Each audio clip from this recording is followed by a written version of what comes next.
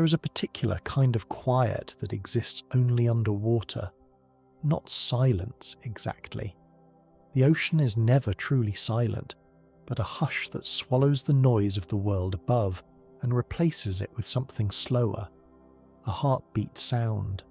A pressure against the ribs, gentle at first, then deeper, the way a held breath feels right before you let it go. If you have ever floated at the edge of a pool at night, eyes closed, listening to your own breath echo strangely in your ears, you already know the feeling this story lives inside. There is a stillness down there that has nothing to do with peace and everything to do with scale.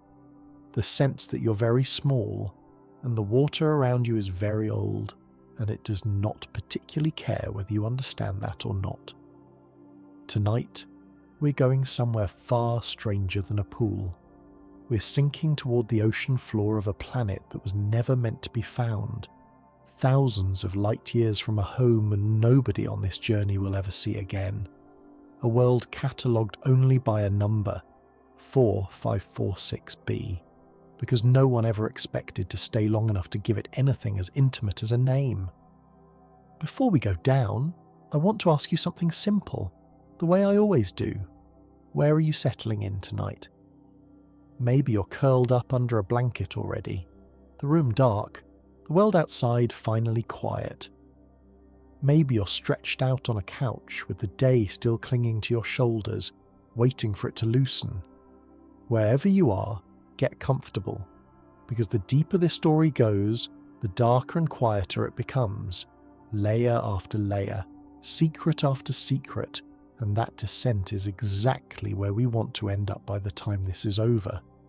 This is the story of a corporation that reached too far, a ship that never should have arrived, a handful of survivors scattered across the dark, an ancient civilization that made an unbearable choice, and a creature who paid for that choice more than anyone.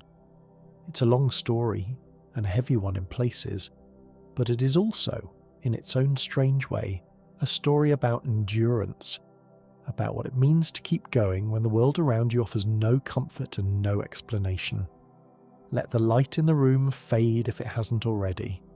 Let your thoughts slow their pace. And let's begin sinking slowly into the world of Subnautica. Before we descend, it helps to picture the world we're entering a little more clearly. Planet 4546b orbits a distant star, its surface almost entirely submerged beneath water, so deep in places that light itself gives up before reaching the bottom. What little land exists pokes above the waves in scattered fragments. Small islands, jagged and largely barren, offering no real refuge from what lies beneath. This is not a planet built for human comfort. It was never meant to be colonized casually, never meant to be understood quickly. Everything about it, from its biology to its buried architecture, suggests a world that has been quietly guarding something for a very, very long time. Patient in a way only geological and evolutionary time can afford to be. Tonight, we're going to peel back those layers slowly, one at a time, the way the ocean itself reveals its secrets only to those willing to keep descending long after it would be easier to turn back toward the surface and the light.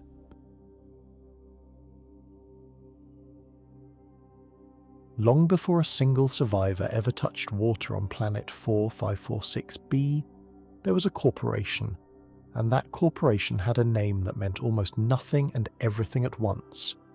Alterra.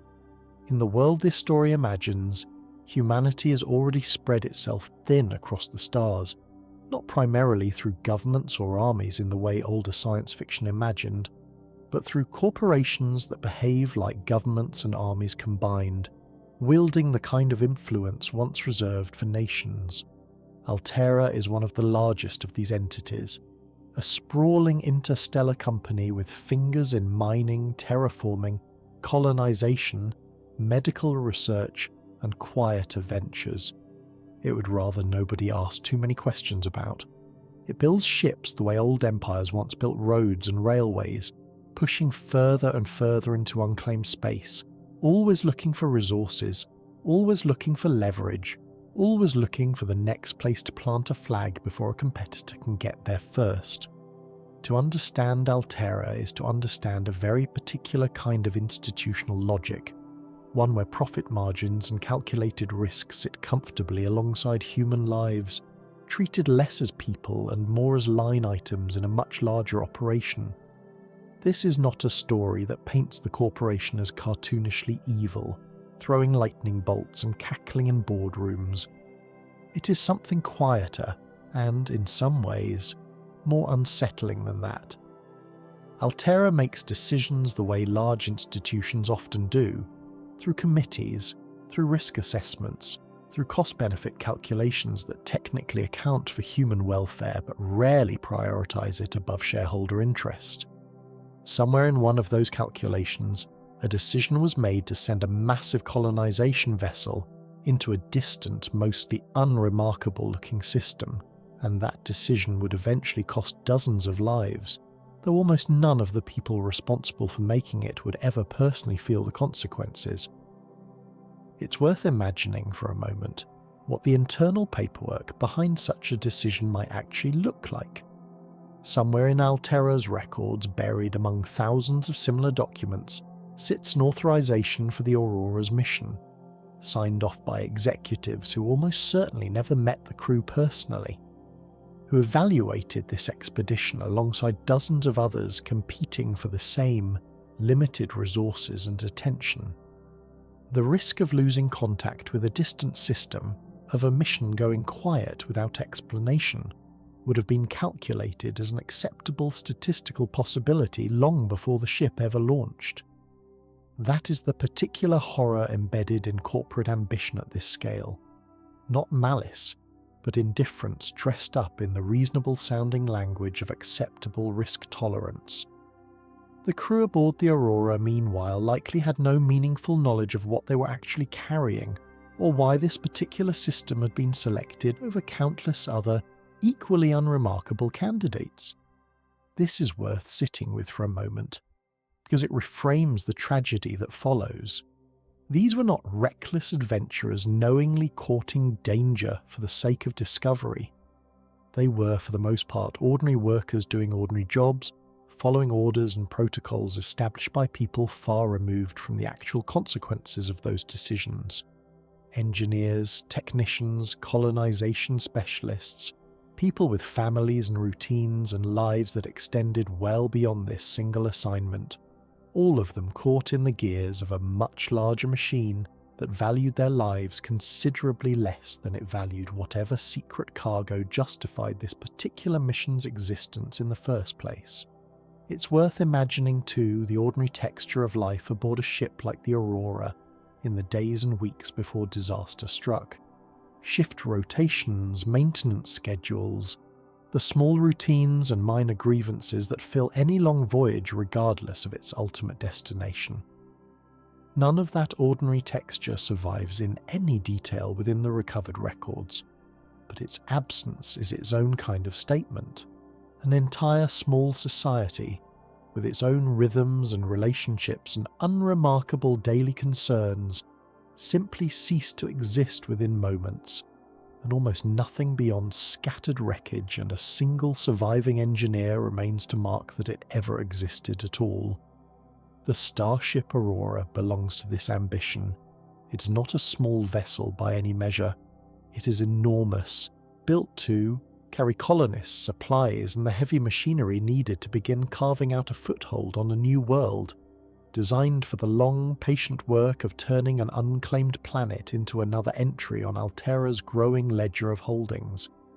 Its assignment brings it toward the system containing Planet 4546b, a location that, on the surface of every official record available to its crew, seems almost aggressively unremarkable. A blue world, mostly ocean, with a scattering of small islands breaking the surface here and there. The kind of planet a corporation might glance at once, catalogue, and move past in search of something with more visible extraction value. Mineral deposits, rare elements, anything with an obvious price tag attached. But records can be edited, and corporations keep their most interesting secrets buried in silence rather than in visible data. What almost nobody aboard the Aurora knows, what almost nobody is meant to know, is that this particular ship carries something beyond simple colonization equipment. Deep within its structure, sealed away from the general crew, is cargo tied to Alterra's real reason for caring about the system at all, something connected to a substance and a threat that will not fully reveal itself until much later in this story, once fragments of buried research and old logs begin surfacing from the depths below. For now, all that matters is that the Aurora is approaching 4546b on what appears to be a routine trajectory, its crew going about the ordinary business of a long voyage, checking systems, running diagnostics, counting down the days until arrival, entirely unaware that they are seconds away from becoming a footnote in a much older, much stranger story that has nothing to do with them personally and everything to do with what the ship is carrying.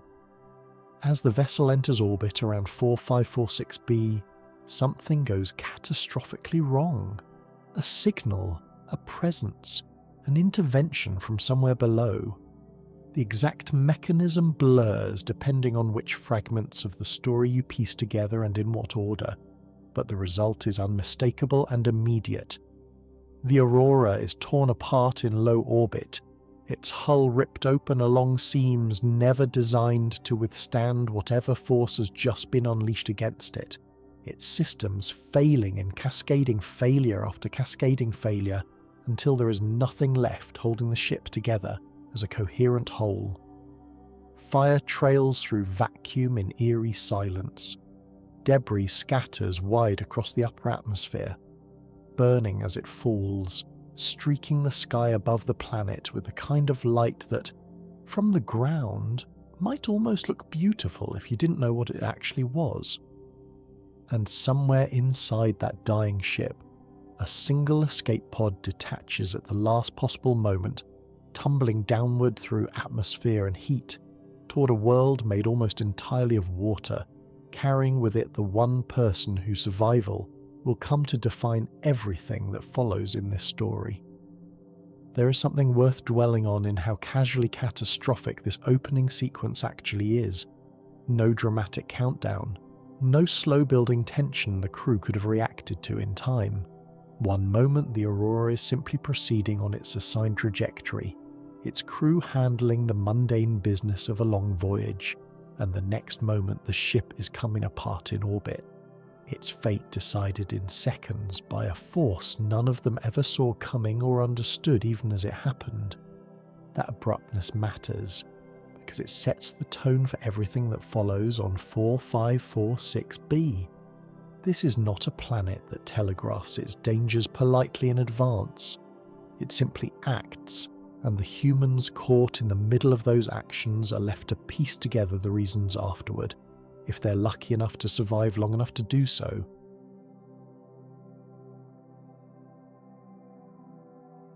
The pod that reaches the surface intact belongs to Ryley Robinson, a systems engineer whose job aboard the Aurora was never meant to make him the protagonist of anyone's story.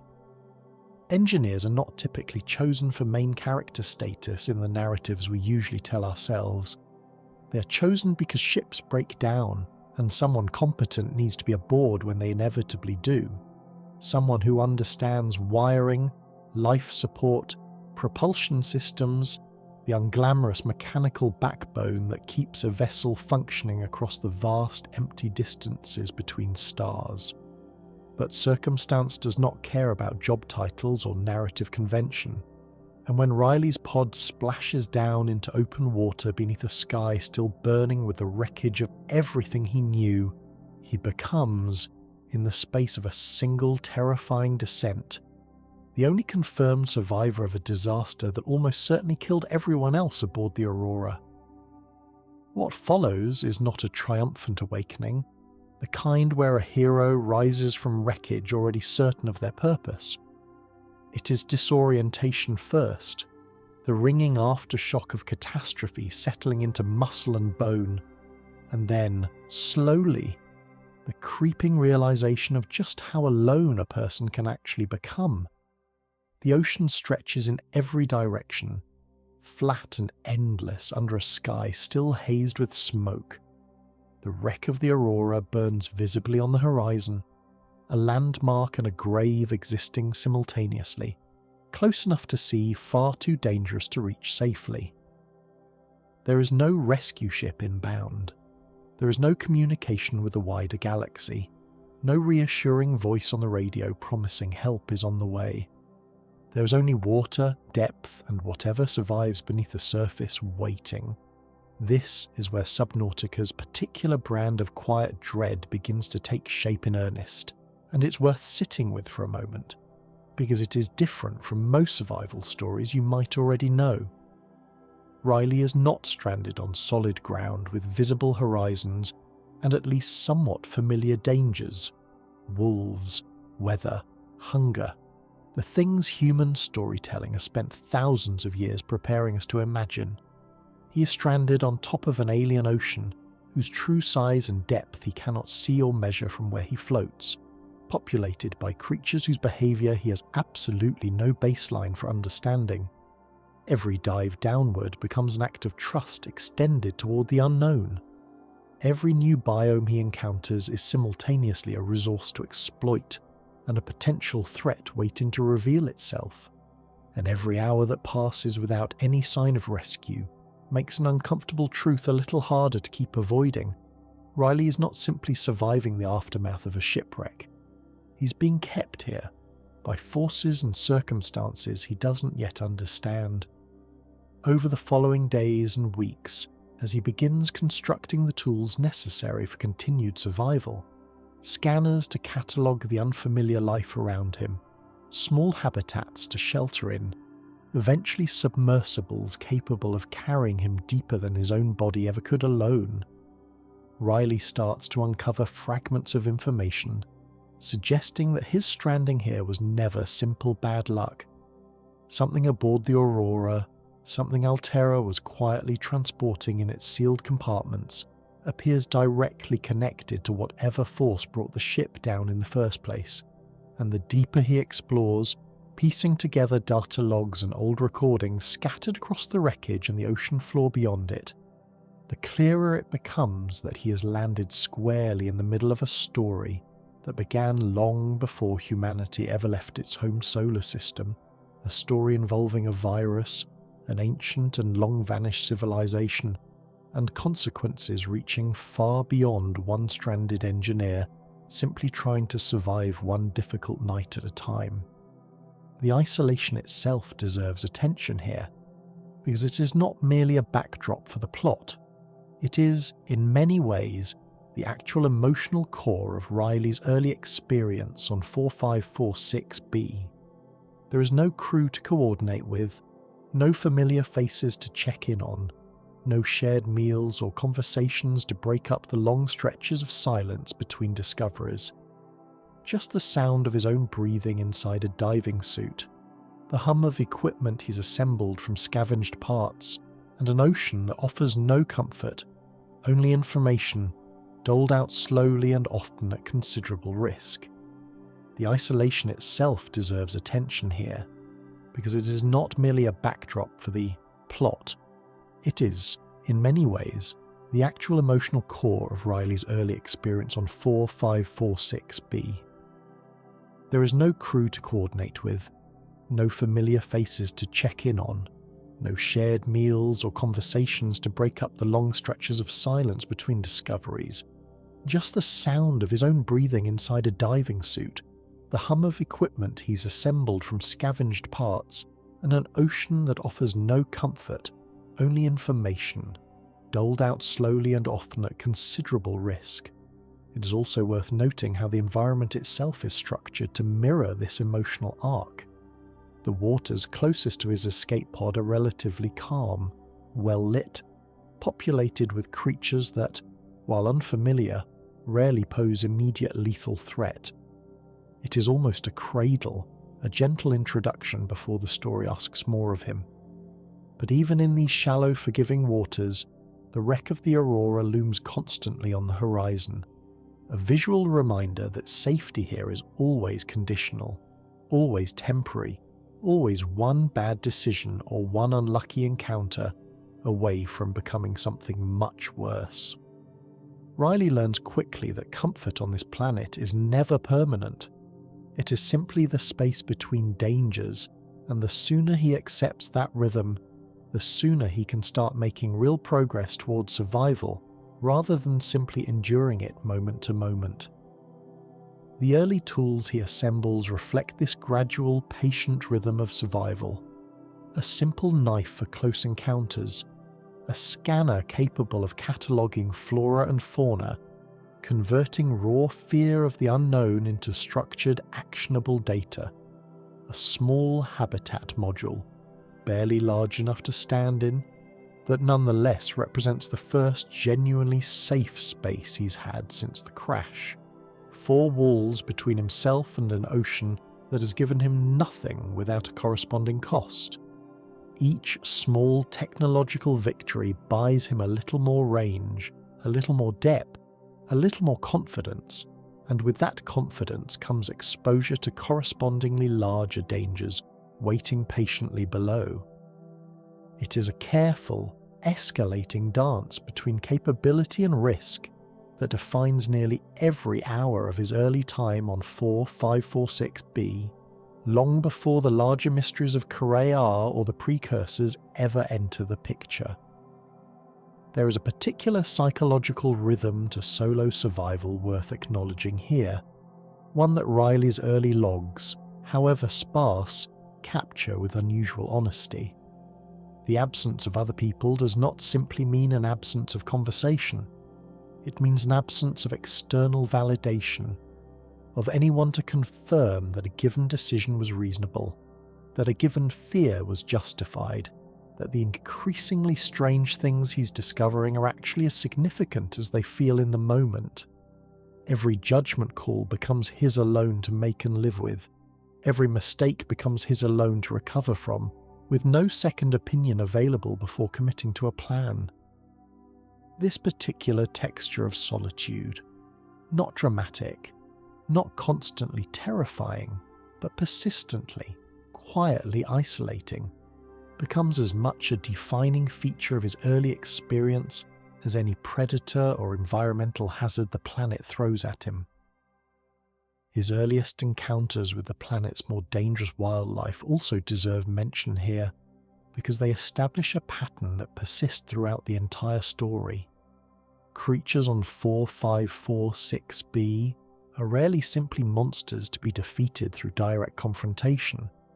More often, they are obstacles to be understood, respected, and navigated around through patience and careful observation, rather than brute force.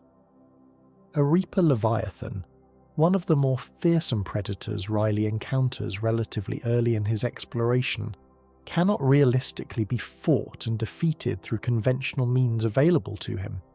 It can only be avoided, outmaneuvered, or occasionally, in later stages of his technological development, deterred through specific tools built for exactly that purpose.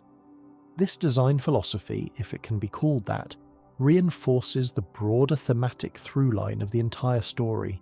Survival here is rarely about conquering the ocean. It is about learning to move through it with appropriate humility, understanding your own limitations relative to a world that owes you nothing and will not adjust itself to accommodate your comfort.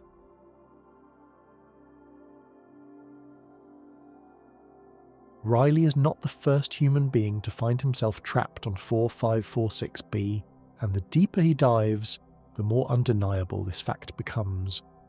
Scattered across the ocean floor, hidden inside wrecked habitats and long-abandoned bases in various states of decay, are the remnants of an earlier crash, a ship called the Degasi, which met its own disaster on this same planet years, possibly decades, before the Aurora ever entered orbit. 3 survivors escaped that first wreck according to the fragmented records eventually recovered: Sam, Paul and Bart, surnames largely lost or unimportant to the story as it's typically remembered, since what matters most is not their formal identities but the shape of what happened to them once they were stranded together. Unlike Ryley, who faces this planet entirely alone, these 3 at least had each other from the start, and their story becomes a quiet, deeply tragic counterpoint to his complete isolation. Having companionship on a hostile alien world sounds, on paper, like it should make survival considerably easier than facing it solo. The Degasi survivors prove, through the slow accumulation of their own recorded logs, that this assumption does not always hold true. Their logs, scattered across multiple hidden bases built at very different depths, tell a story of fracturing rather than bonding, of distance growing rather than shrinking under pressure. Rather than building one shared shelter and facing the planet's dangers together as a unified group, the 3 survivors eventually splintered apart, constructing separate habitats far removed from one another, sometimes deliberately positioned to minimize contact. The reasons blur somewhat depending on interpretation: personality, conflicts that calcified into resentment, differing philosophies about how best to survive and whether rescue was even worth hoping for, the slow, psychological erosion that comes from being trapped somewhere with no confirmed way home and no way of knowing whether tomorrow will be any different from today. But the outcome across all 3 accounts remains consistent and consistently sad. Isolation compounds isolation. Even with other people relatively nearby, distance and mistrust can produce the same crushing loneliness Ryley experiences completely on his own, sometimes even more acutely, because these 3 had proof that connection was possible and still watched it dissolve. Each of their separate camps reveals a different piece of the planet's mysteries and a different flavour of its dangers. One base sits closer to the surface, relatively safer in terms of immediate predator threats, but still marked in its logs by growing paranoia, by small disagreements recorded with disproportionate weight, by the particular kind of resentment that builds slowly between people who once trusted each other completely. Another pushes deeper, closer to biomes filled with creatures that, according to the recorded observations left behind, should not exist according to any conventional understanding of biology the survivor once held. The third occupies its own fragile pocket of survival, filled with the quiet detail of a person trying desperately to maintain routine and personal sanity in a place actively working against both. Carefully rationed supplies, small personal rituals, the kind of details that read less like a survival log and more like someone talking to themselves simply to remember what their own voice still sounds like. What makes the Degasi story resonate so deeply within the larger narrative is not simply what happened to these 3 specific people, tragic as their fates individually are, but what their story foreshadows for Ryley himself. Their arc, scattered, isolated despite proximity, marked by both remarkable ingenuity and quiet, creeping despair, becomes both a warning and strangely an inheritance he can draw from.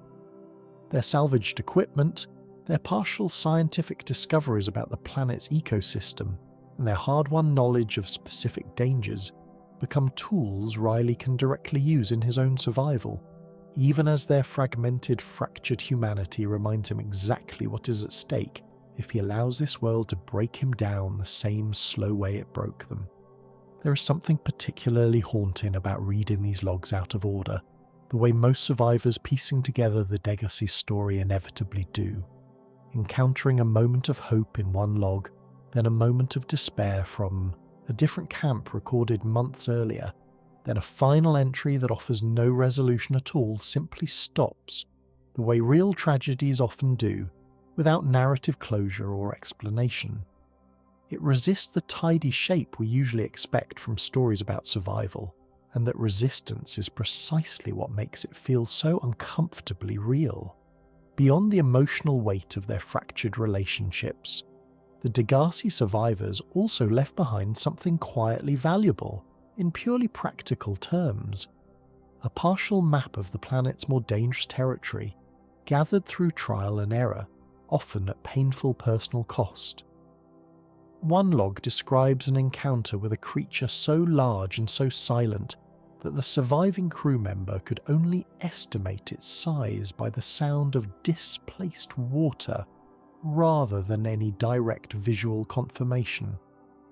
Another describes a slow, creeping realization that the deeper biomes seem to actively resist prolonged human presence, as though something about the pressure, the darkness, or simply the accumulated weight of ancient history down there wore away at the mind as thoroughly as it wore away at equipment. These fragments, however incomplete, become part of the inheritance Ryley carries forward, a map drawn not in coordinates but in caution, warning him where curiosity might cost him everything. It's worth reflecting too on the particular cruelty of how their story reaches the listener at all. Not through a single unified account, but through pieces scattered across a planet's worth of ocean floor, recovered in whatever order a survivor happens to stumble across them.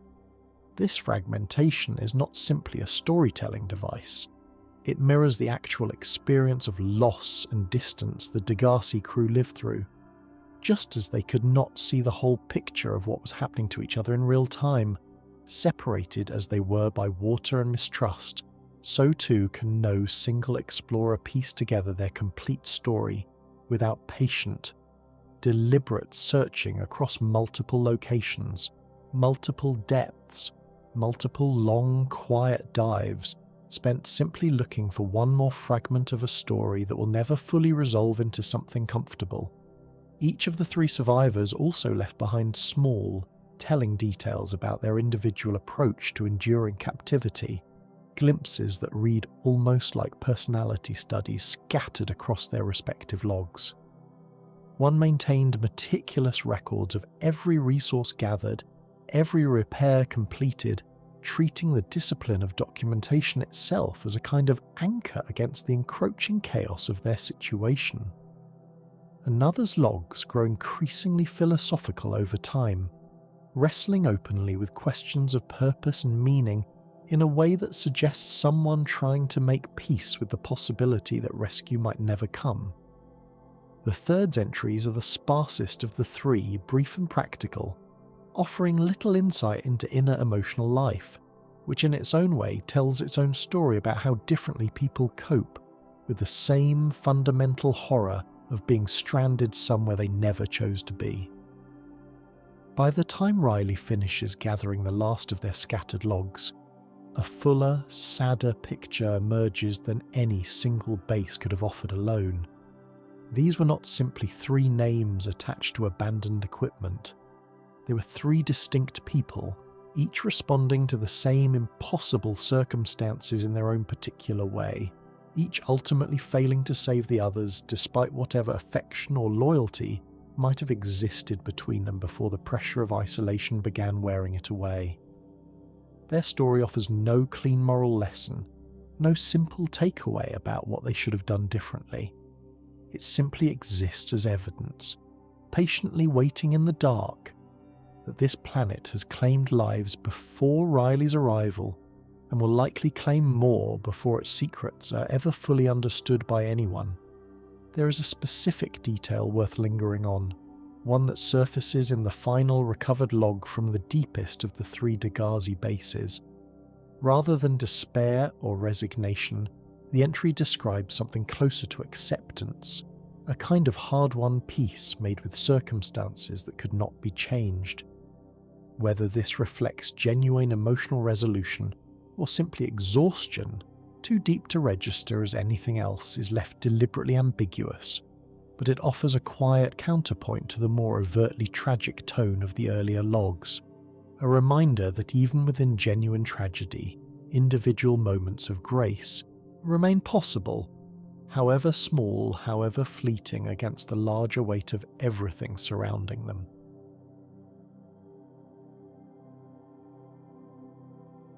At some point during his ongoing exploration of the planet's shallower waters, Ryley begins to notice something wrong with his own body. Small symptoms at first, a persistent fatigue that sleep doesn't quite resolve, small discolorations on his skin that he initially dismisses as irritation from the diving suit. Nothing dramatic enough to immediately alarm someone unfamiliar with the deeper implications hiding underneath these minor complaints. But as time passes and the symptoms slowly progress, growing harder to explain away or ignore, an eventual diagnosis becomes unavoidable. Ryley has contracted something. A disease indigenous to this particular planet, one that does not exist anywhere in recorded human medical history, because no human medical history has ever encountered a planet quite like 4546b before this mission. This disease carries a name buried deep in the planet's older records, encountered by Ryley only once. He's dug far enough into the archaeological layers beneath the ocean's surface. Kharaa. It is not a simple bacterial infection. In the way Earth's medical science typically understands such things, it is aggressive, adaptive, spreading through infected hosts with a kind of purposeful efficiency that feels less like natural evolution and more like deliberate design, though by whom and for what specific purpose remains, for the time being, an open and deeply unsettling question. As Ryley's condition continues to worsen week over week, the entire shape of the story shifts from a straightforward survival narrative into something closer to a race against an internal clock. He's no longer simply trying to escape the planet and find his way home.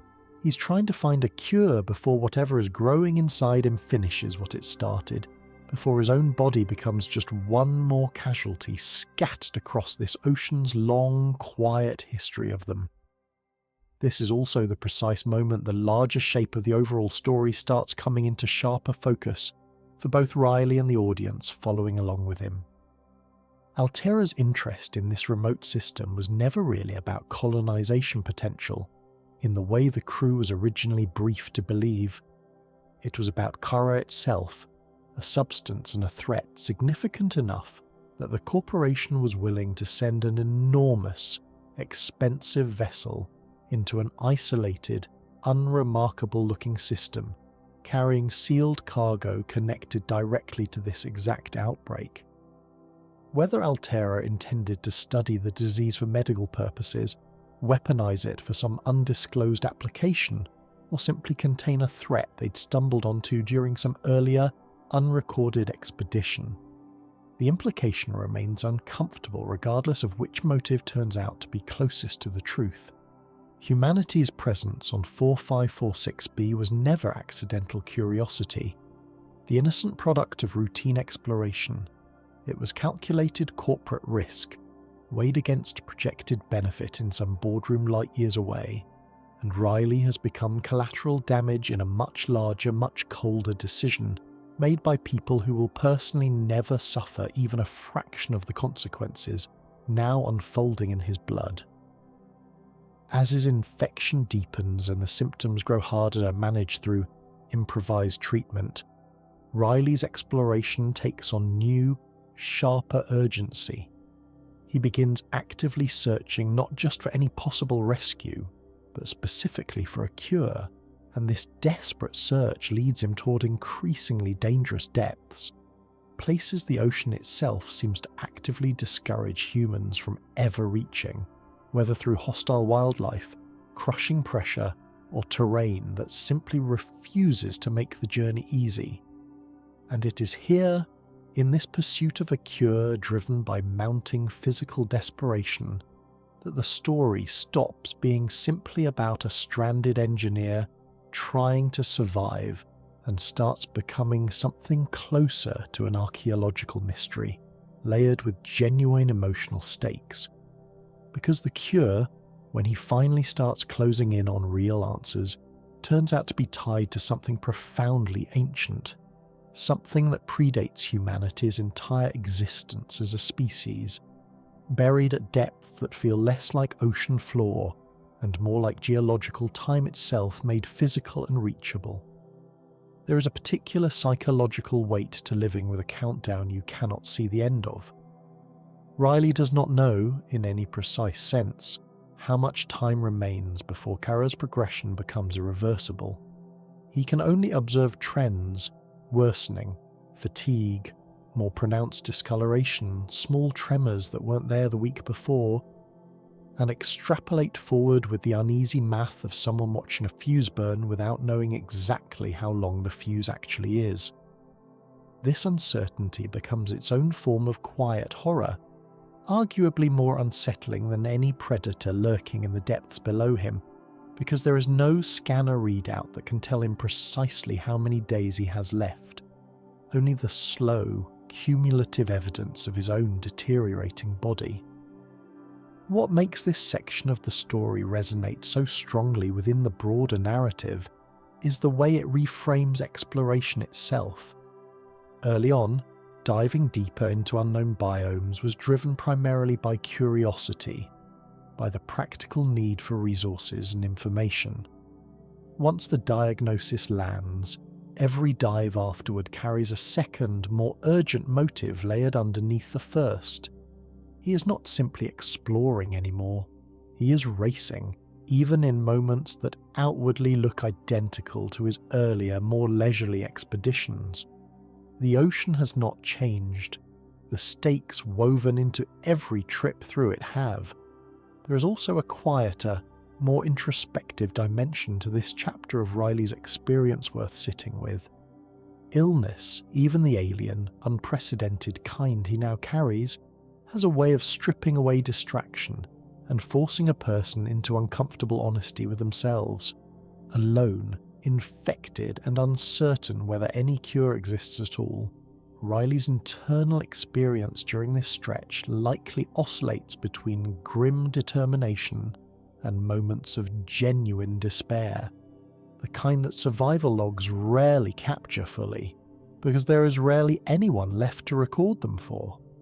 What we know of his state during this period comes largely through inference, through the increasing frequency and depth of his dives, through the growing urgency visible in how quickly he moves from one discovery to the next, chasing answers with the specific desperation of someone who understands on some level that patience is no longer a luxury he can fully afford. There's also a particular irony worth noting in how the disease itself functions as a narrative device.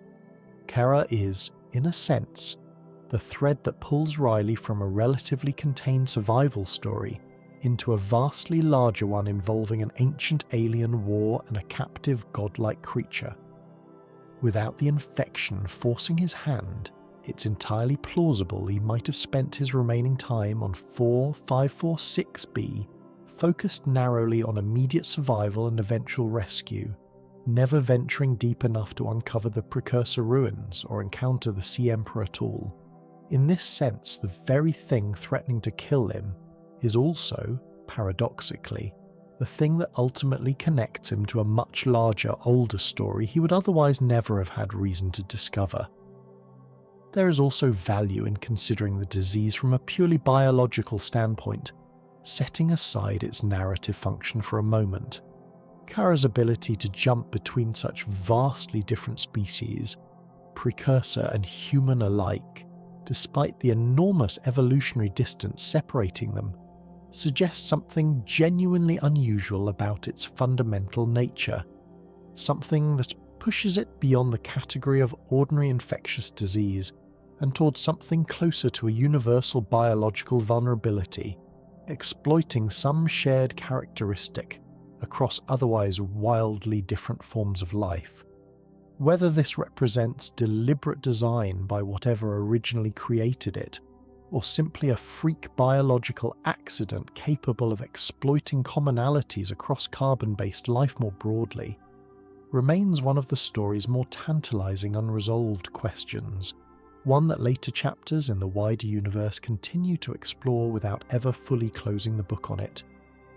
It's worth noting, finally, how the disease reshapes Ryley's relationship to time itself throughout this stretch of the story.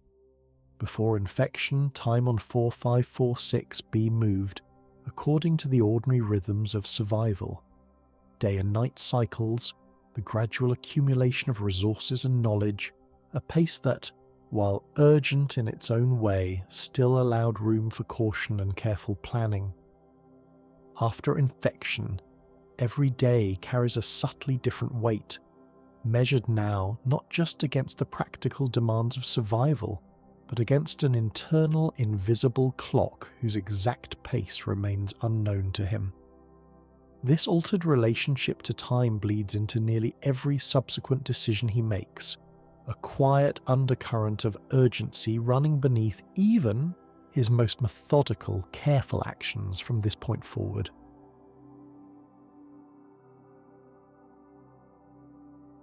Buried deep beneath the waves of 4546b, far past the biomes most survivors would ever willingly attempt to reach, are structures that could not possibly have been built by anything human, or by any force Ryley initially assumes might exist on this world. Vast, geometric, unmistakably artificial in their precision, and old in a way that feels almost geological rather than architectural. The kind of old that makes human concepts of history feel embarrassingly brief by comparison.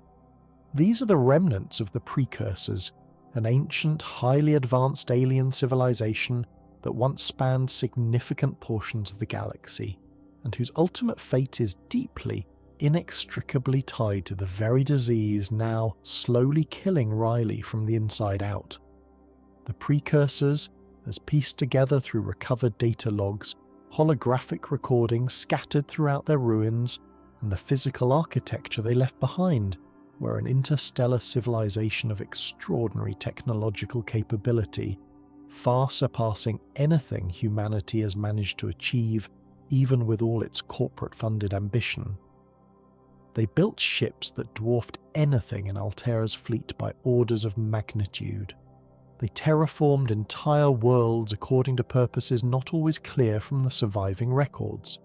They studied and meticulously catalogued life across countless distant planets, driven by curiosity, scientific ambition, or something closer to a sense of cosmic responsibility.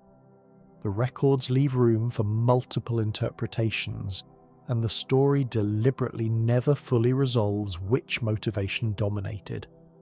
And crucially, somewhere during their vast, sprawling explorations, they encountered something that would ultimately doom entire populations of their own kind. The same bacterium now coursing steadily through Ryley's own bloodstream, thousands of years and countless light years removed from wherever it originally emerged. Kharaa, it turns out through careful piecing together of precursor records, is not native to 4546b at all, despite what the earliest survivors, both the Degasi crew and Ryley himself, initially assumed based on limited available evidence. It is a weapon, or perhaps more accurately understood as a catastrophic consequence, something the Precursors encountered during their travels and then inadvertently, tragically, spread among their own scattered populations. Once contracted, Kharaa proved almost universally fatal to their species, tearing through Precursor settlements with the same relentless efficiency it now threatens to bring to humanity's own foothold on this world. Entire outposts fell silent. Entire colonies were lost, within what the records suggest was a startlingly short span of time. Entire fleets, once symbols of the Precursors' technological dominance, were reduced to drifting wreckage and silence, their crews gone before help could ever arrive. Faced with what amounted to an extinction-level threat to their entire civilization, the Precursors made a desperate, sweeping decision that would ultimately shape the next several thousand years of this planet's hidden history. Rather than allow the infection to spread unchecked across the remainder of their empire, risking total annihilation, they identified planet 4546b specifically as a location where a cure, or at minimum, a viable long-term containment strategy, might realistically be developed, thanks to a unique biological resource native to the planet's own ecosystem, something found nowhere else they had explored. What followed was an enormous, deeply secretive undertaking, an effort to quarantine the infected, study the disease under controlled conditions, and search relentlessly for salvation, all conducted far from the awareness of the rest of their civilization, hidden beneath an alien ocean that would, in time, quietly swallow their entire operation and erase most visible evidence of what they had built here, leaving only fragments for a stranded human engineer to eventually rediscover. There is an important distinction worth making here, one the story itself seems careful to preserve rather than flatten into simple villainy. The Precursors were not conquerors in the traditional sense understood through most galactic fiction.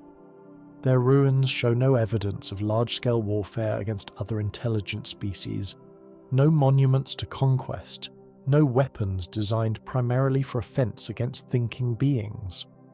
What their architecture suggests instead is a civilization oriented toward understanding, toward cataloguing, toward the accumulation of knowledge across vast distances and vast timescales. That orientation makes their eventual encounter with Kharaa feel less like poetic justice and more like genuine tragedy. A civilization built around careful observation, undone by the one thing observation alone could not have prepared them for. The scale of what they left behind on 4546b alone deserves genuine consideration. This was not a minor outpost, some forgotten research station easily overlooked in the grand accounting of a galaxy-spanning empire.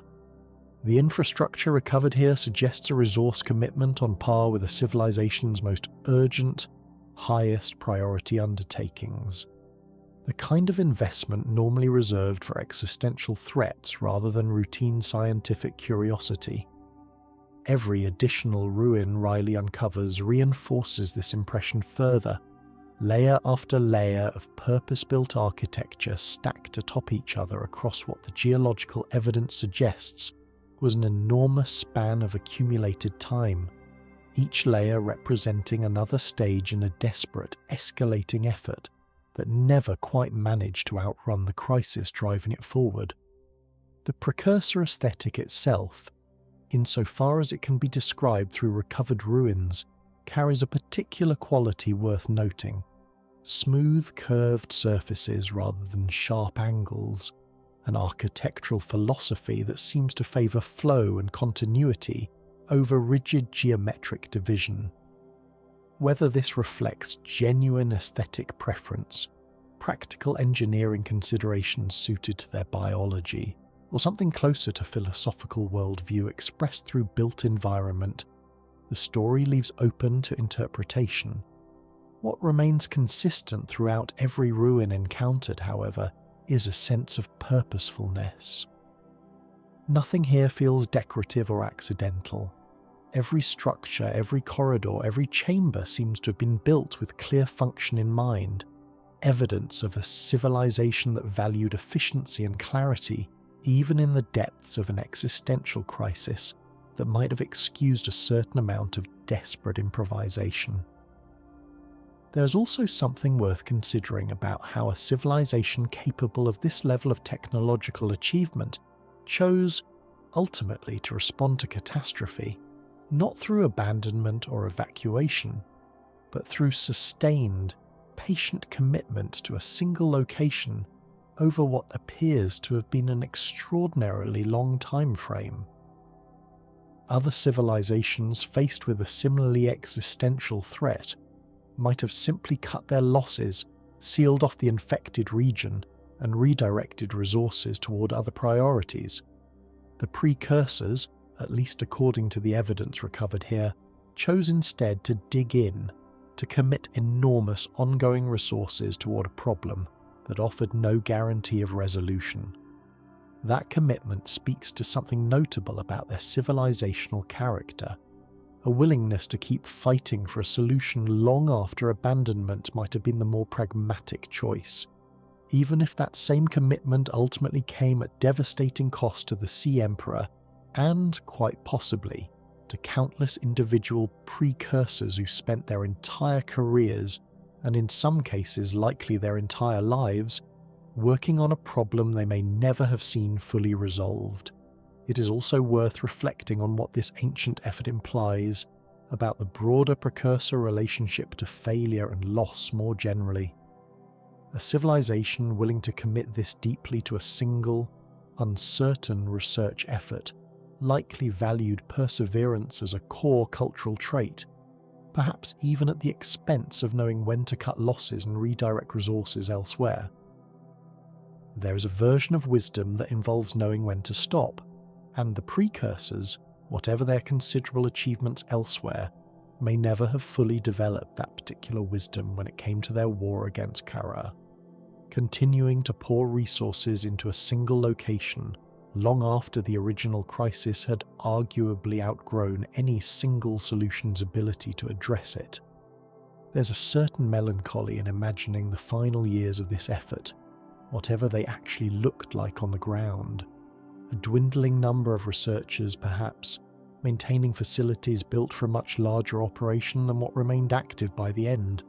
Equipment slowly failing faster than it could be repaired, and somewhere in the middle of all of it, the Sea Emperor, patient as always, watching generations of researchers come and go, watching the scale of the operation around her gradually shrink, without any clear indication of whether the work being done on her behalf, at her expense, would ever actually reach completion before whatever remained of the effort finally ran out of resources or time or both together.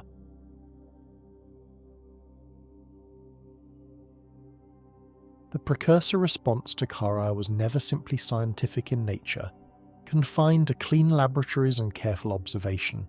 It was, in every meaningful sense that matters, a war, fought not against an invading army with faces and intentions that could be negotiated with or reasoned into retreat, but against an invisible, relentlessly adaptive biological enemy that offered no room for diplomacy, no possibility of surrender or peace treaty.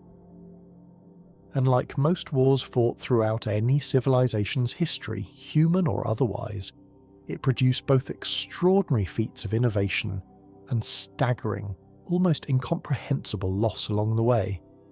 Vast facilities were constructed beneath the ocean of 4546b, built specifically and exclusively to study, contain, and hopefully eventually cure the infection actively ravaging their people across scattered colonies. These structures were not built casually or as a stopgap measure. They represent some of the most advanced precursor engineering ever undertaken, layered with elaborate containment protocols, constant monitoring systems, and defensive measures specifically designed to prevent the disease from ever escaping the planet's boundaries and reaching whatever remained of their empire beyond it. Entire sections of the ocean floor were systematically repurposed into a single-minded, almost obsessive effort to solve a problem that threatened to unmake their entire species from the inside, one infected colony at a time. Central to their ongoing research was the ecosystem of 4546b itself, which, as it eventually turned out through painstaking precursor investigation, contained a rare and precious biological resource capable of meaningfully countering the disease's otherwise unstoppable effects, an enzyme produced naturally by one of the planet's most extraordinary native creatures. This discovery gave the desperate precursors genuine hope for the first time since the outbreak began, but that hope arrived wrapped in an agonizing complication that would define the rest of their war effort. The creature capable of producing this cure was not something they could simply harvest quickly or replicate through straightforward laboratory synthesis. It required careful, sustained, and frankly invasive cultivation over an extended period, and the entire process of developing a genuinely workable treatment took considerable time. Time measured not in days or weeks the way a research team might hope, but in years, likely decades, an entire drawn-out struggle against a clock that never once stopped ticking for the countless infected, still waiting somewhere for a solution that might never fully arrive in time to save them. As the war against Kharaa dragged on across what the fragmented records suggest was a genuinely extended period, the Precursors faced a brutal, morally uncomfortable choice that echoes forward uncomfortably into the present-day story Ryley finds himself unexpectedly living out centuries later. Do you contain the infection, a devastating, ongoing cost to individuals and even entire populations, sacrificing whatever needs sacrificing in order to prevent a far wider, civilization-ending catastrophe? Or do you risk everything, gambling considerable resources and time, chasing a cure that may, despite everyone's best efforts, never fully materialize before it's simply too late for those still waiting? The decisions ultimately made in response to this impossible question shaped not just the immediate fate of the Precursor operation on 4546b, but the entire subsequent trajectory of the planet's ecosystem and its single most extraordinary inhabitant, a creature whose personal story sits at the genuine emotional centre of everything Subnautica is ultimately trying to say about captivity, sacrifice, and the true cost of survival when survival requires someone else to suffer for it. It's worth pausing here to consider the sheer scale of engineering ambition on display, even in ruin. The facilities built during this war were not modest research outposts. They were vast, multi-layered constructions incorporating containment technology, life support for captured specimens, and monitoring systems sophisticated enough to still be partially functional after the Precursors themselves are long gone. Whatever ultimately happened to the civilization that built these structures, their engineering endured well past their own presence, silently continuing its assigned function for centuries after the people who designed it had stopped checking in. There is something quietly unsettling about that kind of persistence. Machinery still faithfully executing its original purpose long after the reasons behind that purpose have been forgotten by everyone except the ocean itself, patiently keeping the secret. There is also a bureaucratic quality to some of the recovered Precursor logs that feels strangely, uncomfortably familiar, despite the vast gulf separating their civilization from our own.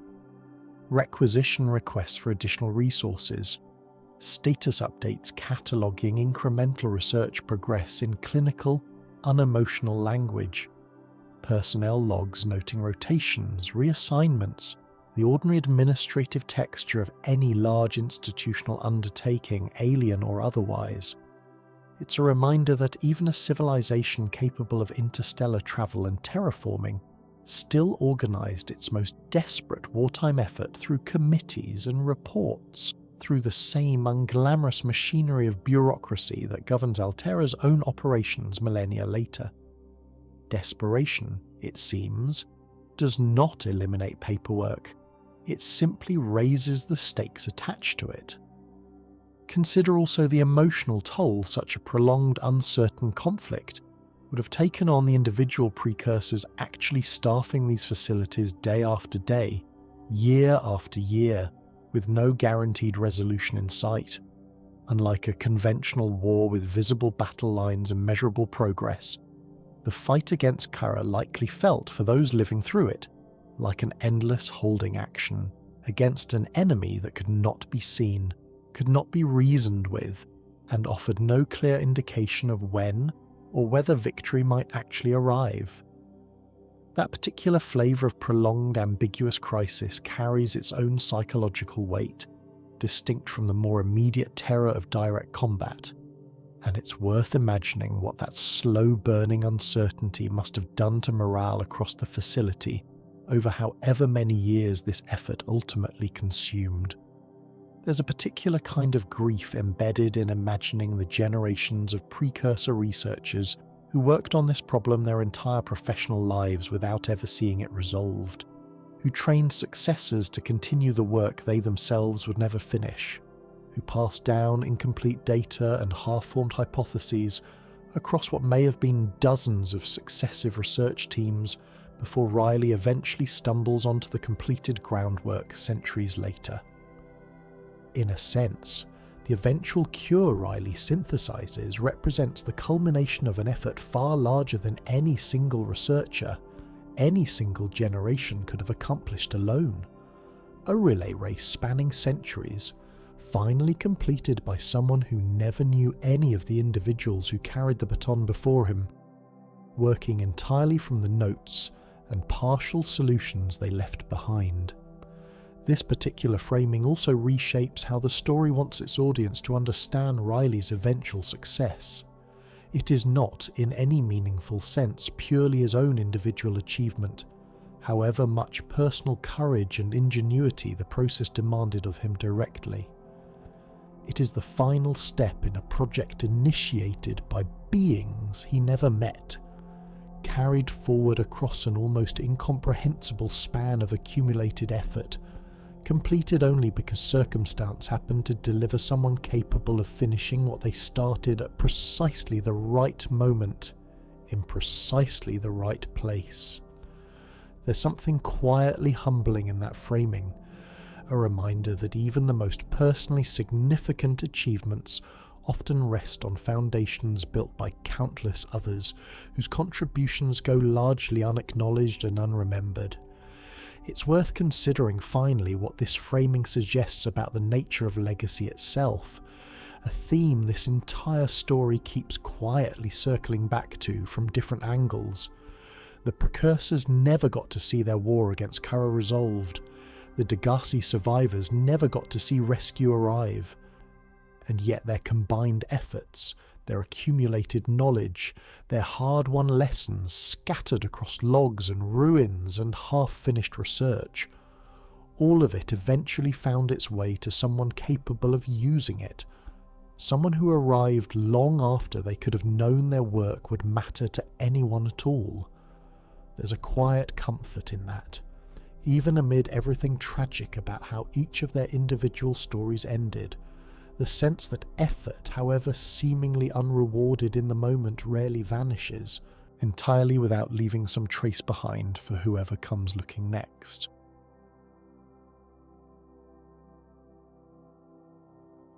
If there is a single figure whose story defines the true emotional heart of Subnautica's lore, more than any human character or corporate villain, it is the Sea Emperor Leviathan, an enormous, ancient and remarkably intelligent creature native to 4546b, and the key, quite literally, to everything the Precursors were desperately trying to achieve throughout their long war against Kharaa.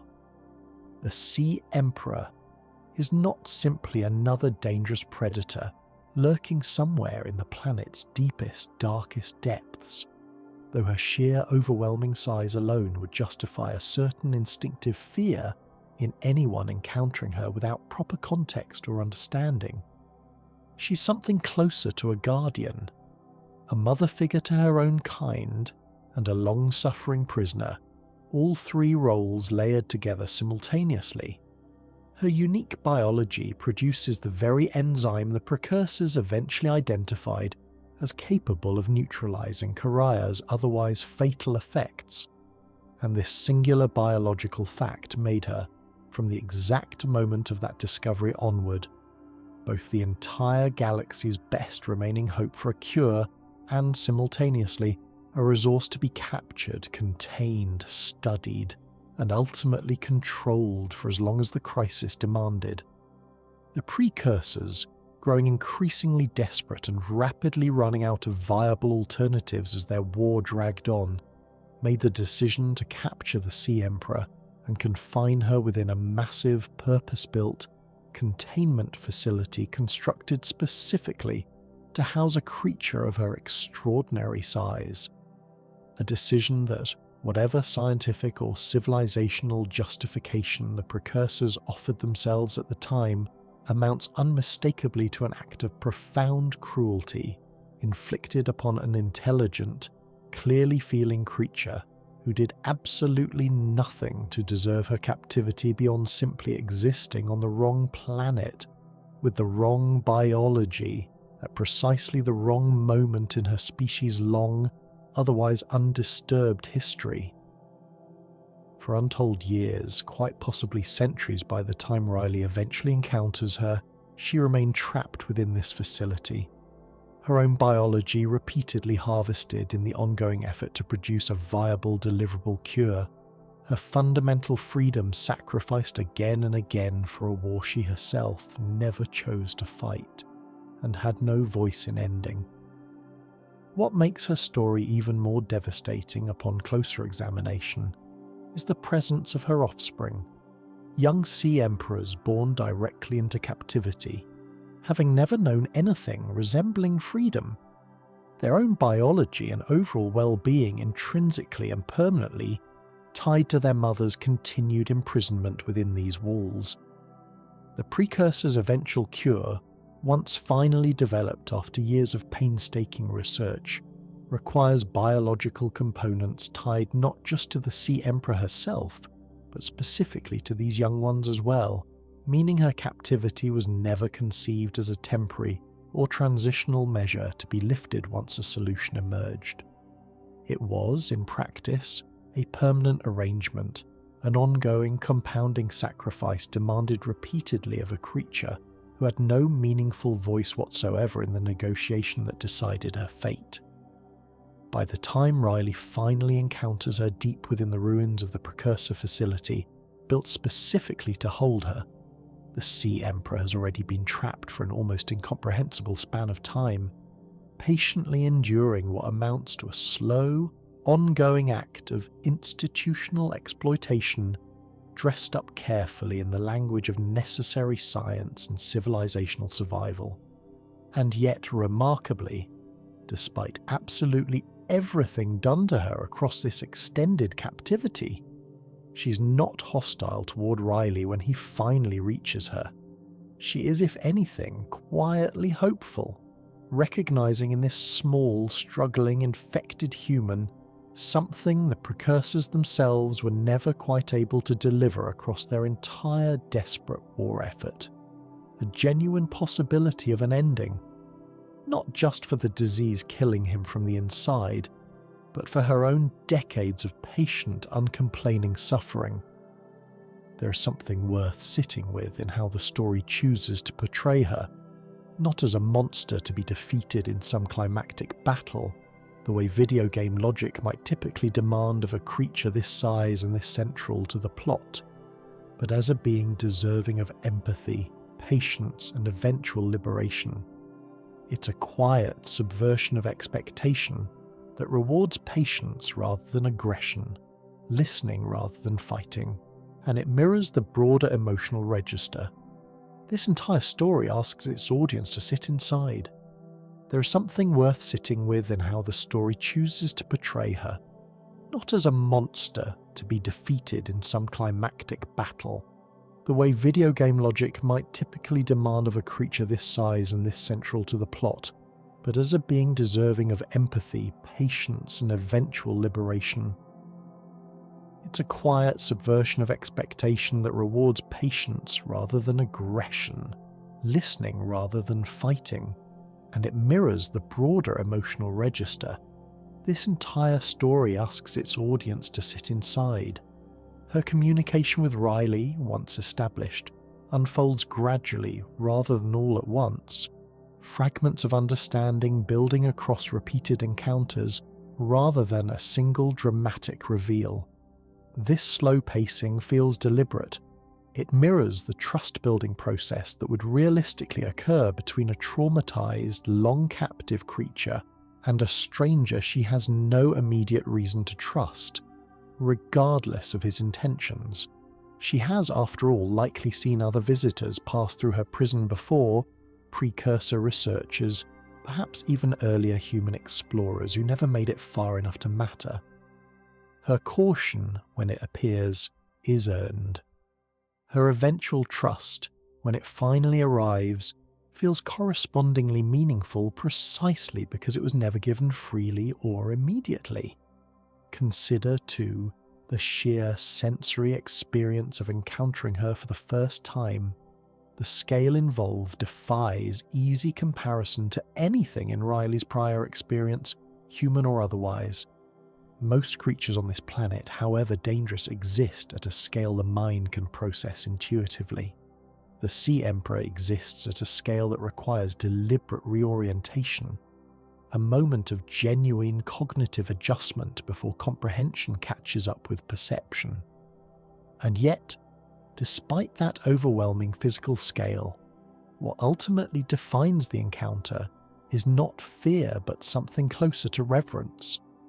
The specific kind of awe reserved for things simultaneously enormous and gentle, powerful and patient, capable of tremendous harm and choosing instead restraint.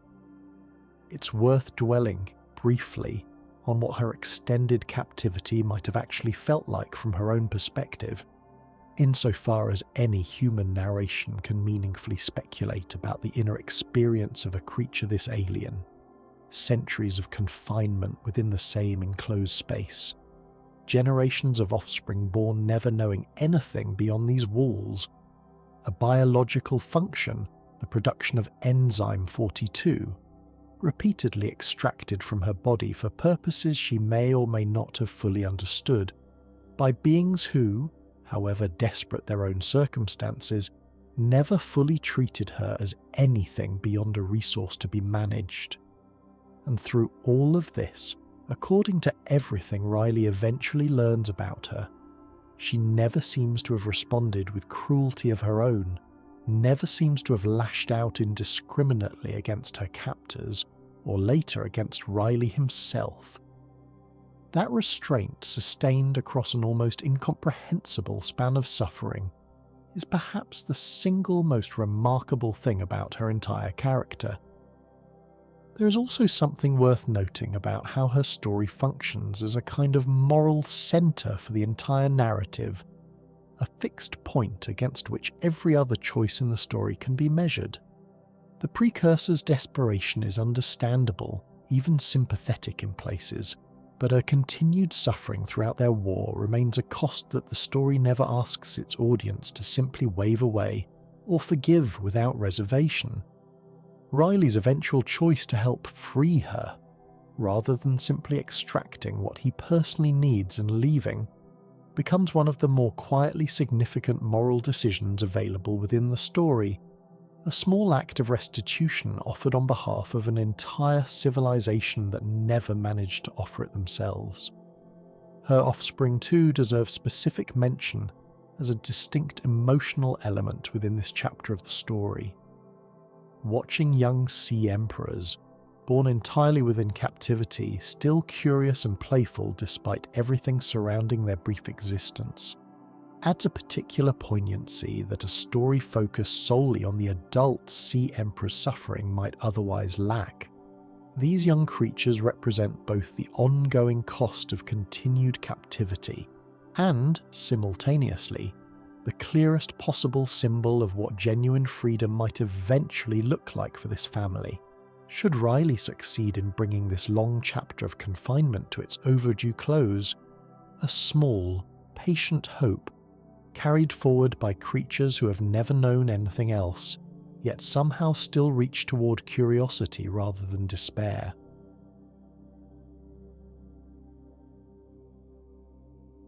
The structure built to hold the Sea Emperor is, without much competition, among the most significant single locations in all of Subnautica's sprawling story, a place officially referenced through recovered precursor logs as the primary containment facility, an enormous construction submerged deep beneath the planet's surface, designed from its very foundation with a single overriding purpose in mind: contain her.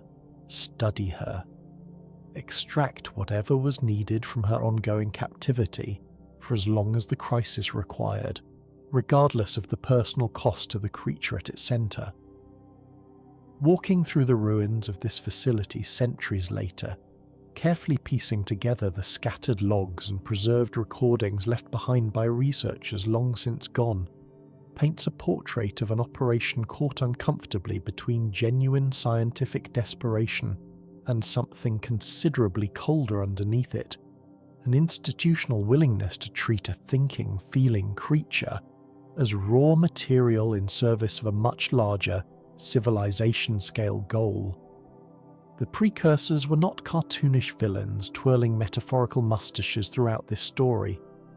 They were a civilization facing genuine extinction, making impossible choices under unbearable, unrelenting pressure, the kind of pressure that can make even fundamentally decent individuals or societies capable of justifying cruelty they would otherwise never permit themselves to consider. But the facility itself and the Sea Emperor's continued extended confinement within its walls remains one of the more quietly disturbing elements of the entire narrative, a persistent reminder that even sympathetic, understandable desperation can still produce genuine cruelty when there is no one sufficiently powerful left standing to intervene and say enough. Central to the facility's entire function is a substance referenced repeatedly in Precursor records as Enzyme 42. The compound derived directly from the Sea Emperor's unique biology that proved capable, after years of research, of neutralizing Khara's otherwise fatal effects within an infected host. Developing a stable, safely deliverable version of this enzyme became the entire consuming purpose of the facility's ongoing research operation, and by the time Ryley finally arrives here, centuries, or possibly far longer after the facility's initial construction, the foundational groundwork for a workable cure already exists, patiently waiting for someone capable of completing the process. The Precursors themselves were never quite able to finish before their own civilization's fate overtook them. This is precisely where Ryley's personal arc and the Precursors' long-abandoned war finally intersect directly and meaningfully.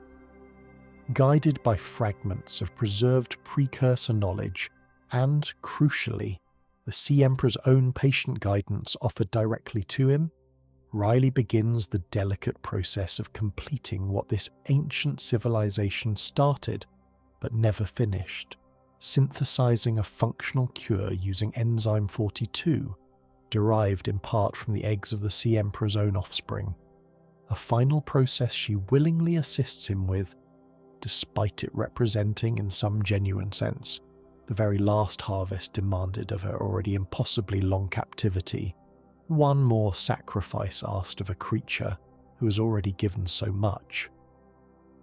The completion of this entire cure sequence represents one of the story's most quietly powerful, emotionally resonant moments. It is not merely Ryley's personal salvation from the disease that has been slowly killing him throughout his time on this planet. It is, potentially, depending on the choices made in these final moments, the closing chapter of a war that began long before Ryley was even born, fought by an entire species he will never personally meet, ending, if it ends well, if the story's more hopeful path is followed, with both his own survival and finally the Sea Emperor's long overdue freedom after everything she has endured. There is a quiet symmetry worth noting between the Sea Emperor's captivity and Ryley's own predicament, one the story never states outright but leaves for the listener to notice on their own. Both are trapped by forces larger than themselves.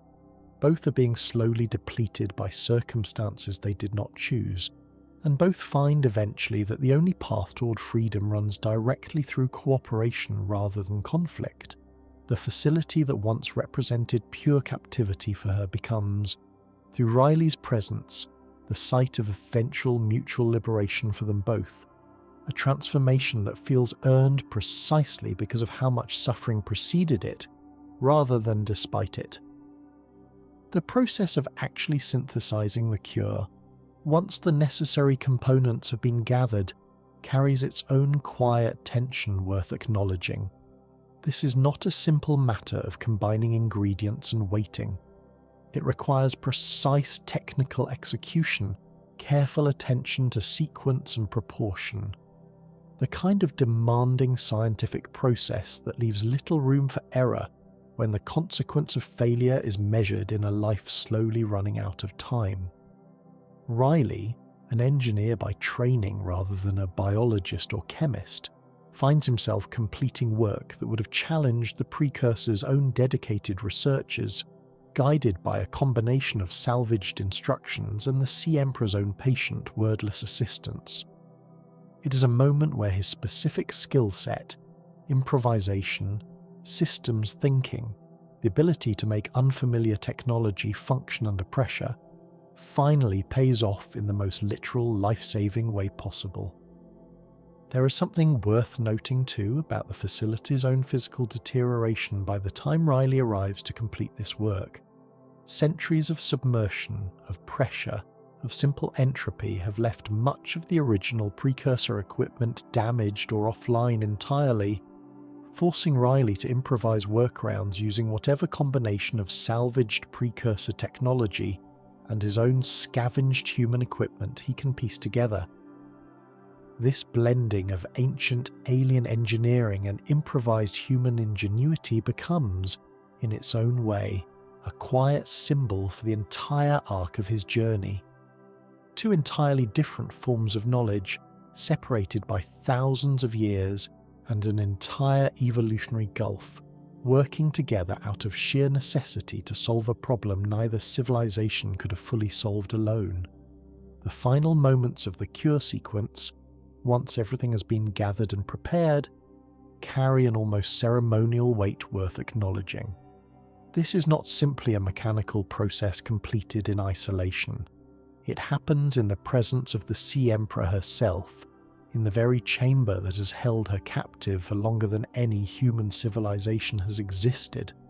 There is something quietly appropriate about that setting. The resolution of her captivity and the resolution of Ryley's own mortal crisis occurring in the same space, at the same moment, two separate threads of suffering finally converging toward relief in the same breath. It is the kind of narrative symmetry that feels earned rather than convenient, built carefully across everything that came before it, rather than simply arriving as a tidy coincidence. In the quiet after the cure is finally administered, before any triumphant sense of relief has fully settled in, there's a brief window where nothing in particular happens at all, just the sound of water, the distant hum of ancient machinery still faithfully running, and the presence of a creature who has waited longer than any measure of patience should reasonably allow. It's in this stillness, more than in any dramatic confrontation earlier in the story, that the true scale of what has just been resolved settles in. Not a battle won, not an enemy defeated, simply an ending, long overdue, finally permitted to arrive.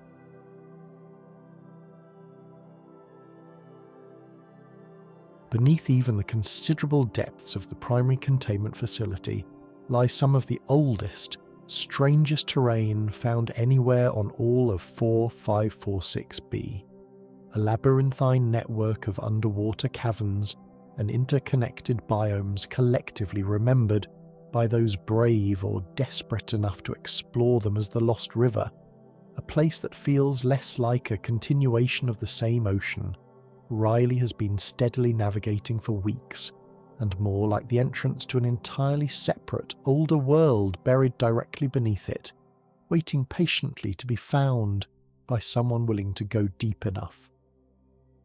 The Lost River is home to some of the planet's most genuinely unsettling inhabitants, including creatures that seem to exist purely to remind any visitor, foolish or desperate enough to venture this deep, just how small and fragile a single human being truly is against the almost incomprehensible scale of what this world actually contains beneath its calm surface.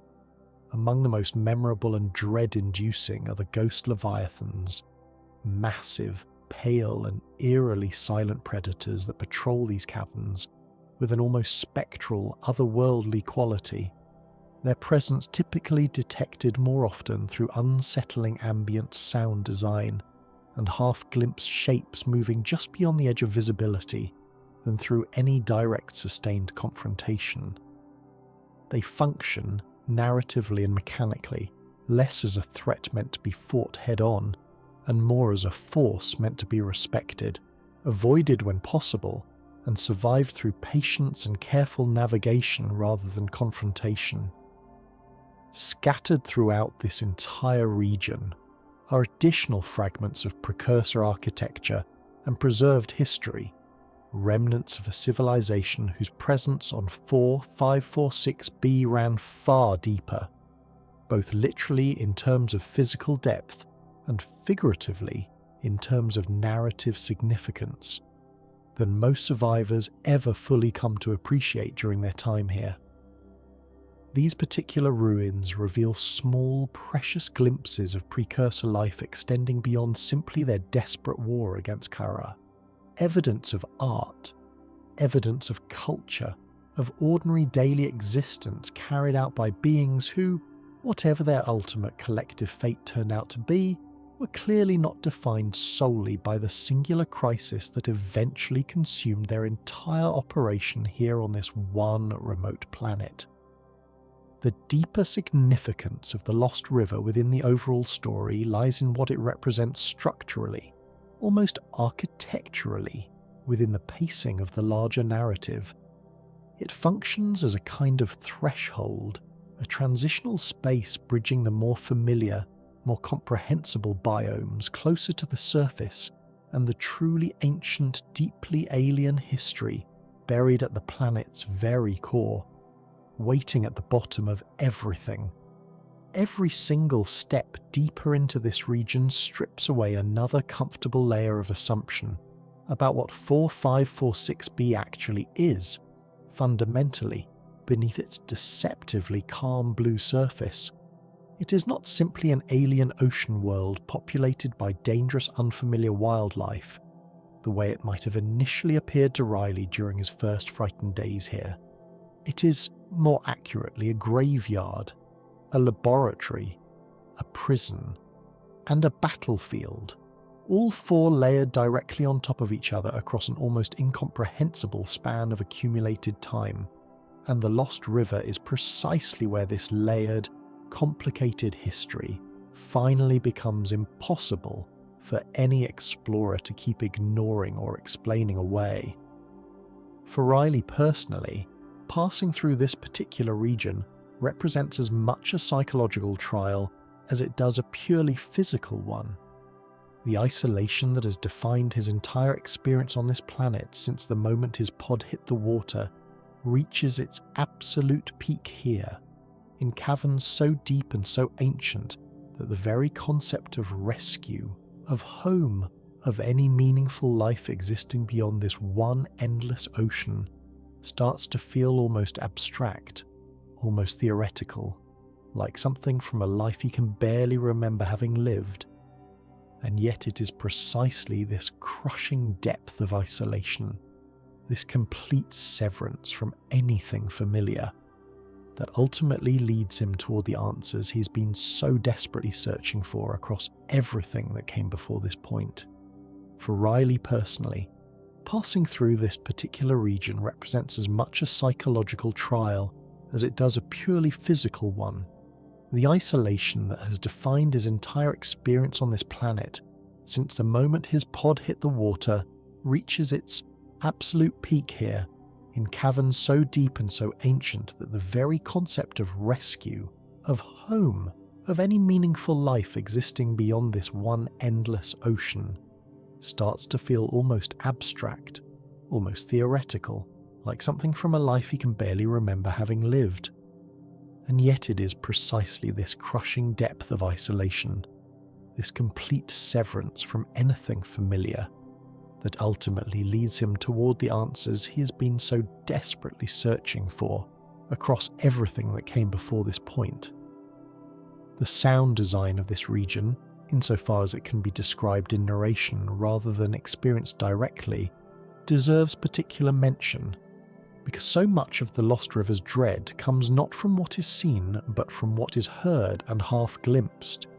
Distant groans that could be geological activity or could be something breathing, currents that shift without visible cause, the sense, impossible to fully justify with hard evidence but impossible to shake once it settles in, that the cavern itself is aware of your presence, even if nothing within it reacts outwardly to confirm that suspicion. It is the kind of environment that rewards moving slowly, breathing evenly, and resisting the urge to rush toward answers that the depths will only reveal on their own patient timeline. Beyond its role as a threshold in the larger narrative, the Lost River also functions as a kind of natural filter for the precursor ruins buried deeper still. The caverns themselves seem almost designed, whether through deliberate precursor engineering or simple geological coincidence, to discourage casual exploration, rewarding only those willing to move carefully, methodically, and with genuine respect for the scale of what they're navigating. This has the narrative effect of making everything discovered beyond this point feel earned rather than stumbled upon, a payoff proportional to the patience and caution required to reach it. Few survivors, human or otherwise, would make it this far by accident. Everyone who does arrive here does so because they chose to keep going long after turning back would have been the more reasonable decision. The biological diversity found within the Lost River also deserves mention, distinct in character from the creatures encountered in shallower waters above. Many of the organisms here show clear evolutionary adaptation to permanent darkness and crushing pressure, pale coloration, and reduced or absent eyesight compensated for by other, stranger senses.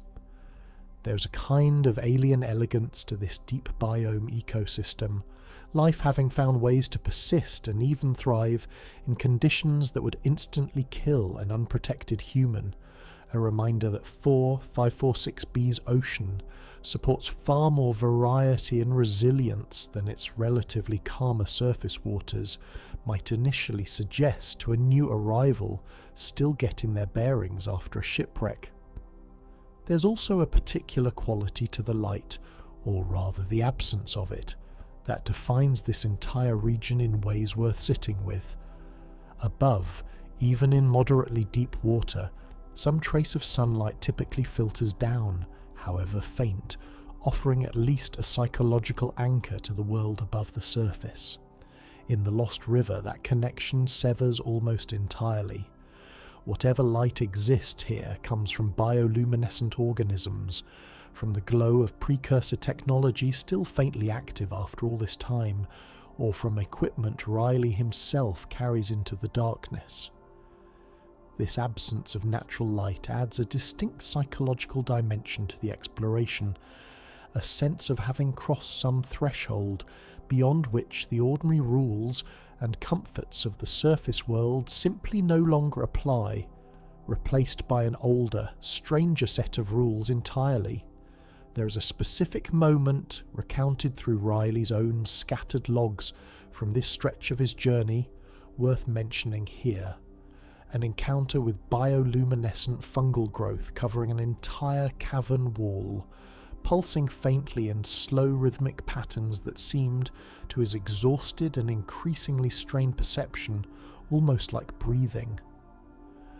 Whether this was genuine biological behaviour, or simply the mind-finding pattern in randomness after too many hours spent alone in darkness, remains unclear from the records, but the detail lingers precisely because of that ambiguity.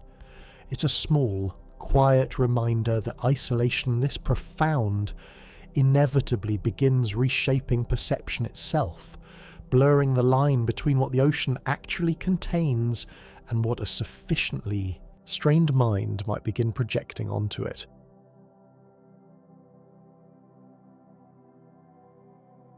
Throughout Ryley's extended ordeal on this planet, one persistent thread of hope continues flickering in the background. sporadic communication, however unreliable, with the wider galaxy beyond the boundaries of 4546b, eventually culminating in the approach of an actual rescue vessel known as the Sunbeam. For a survivor who has spent an unknown, difficult span of time slowly becoming convinced that no help was realistically coming, the sudden prospect of an actual ship, dispatched specifically to retrieve him personally, represents the very first tangible sign that his prolonged isolation might genuinely have an ending waiting somewhere ahead.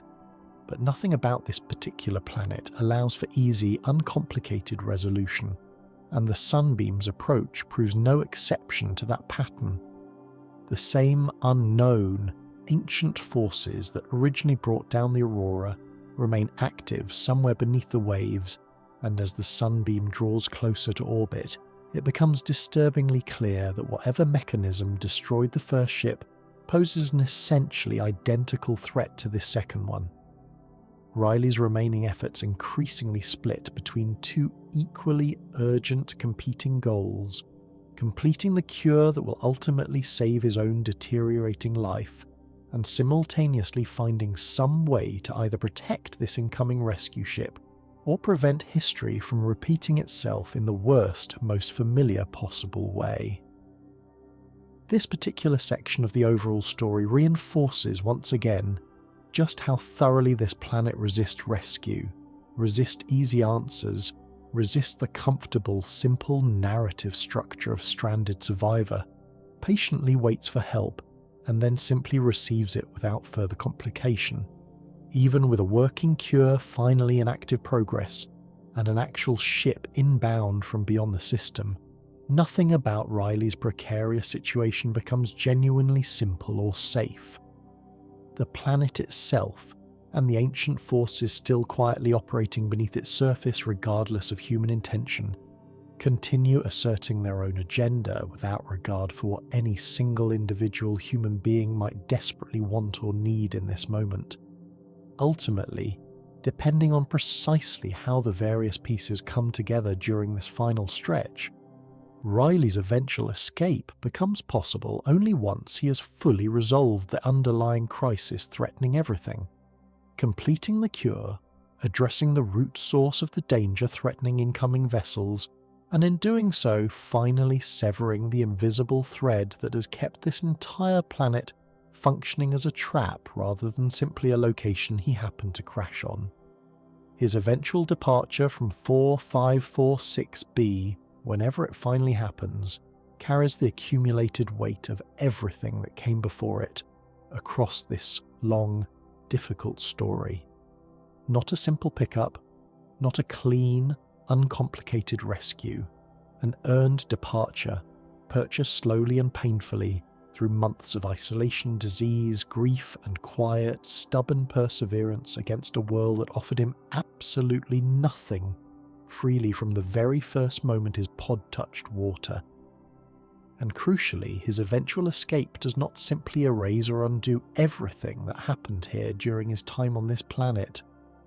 The Degasi survivors remain a permanent part of the planet's accumulated history. Whatever their individual final fates turned out to be, the Sea Emperor's long captivity and her eventual hard-won freedom remains one of the story's defining, most emotionally resonant through lines, regardless of how Ryley's personal story concludes. And the Precursors' extended war against Kharaa, though finally brought to some meaningful kind of resolution through Ryley's specific actions, leaves behind a planet forever marked, forever changed by everything that occurred beneath its deceptively calm waves across thousands of accumulated years. And crucially, his eventual escape does not simply erase or undo everything that happened here during his time on this planet.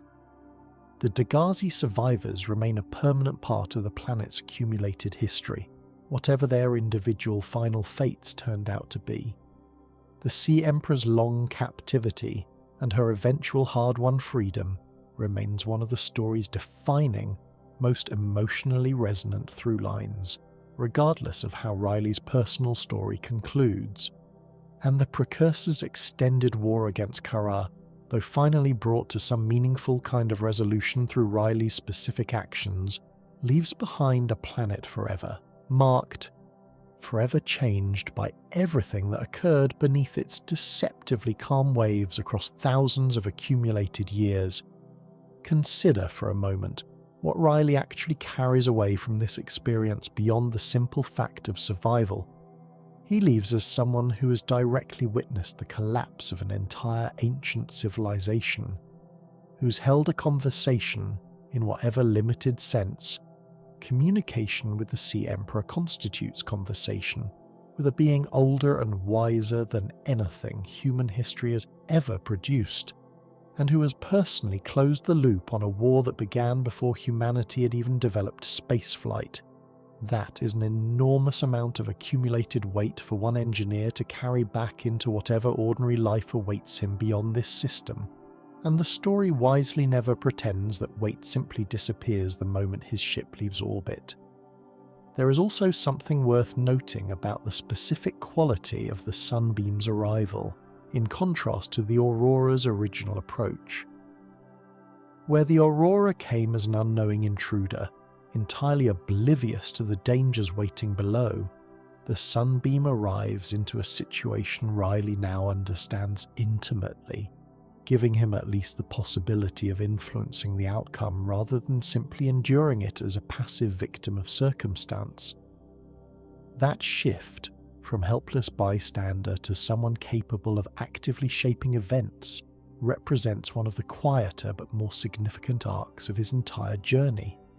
The transformation from a stranded engineer simply trying to survive one day at a time into someone capable of meaningfully altering the fate of an entire rescue mission, armed with hard-won knowledge no one else in the galaxy currently possesses.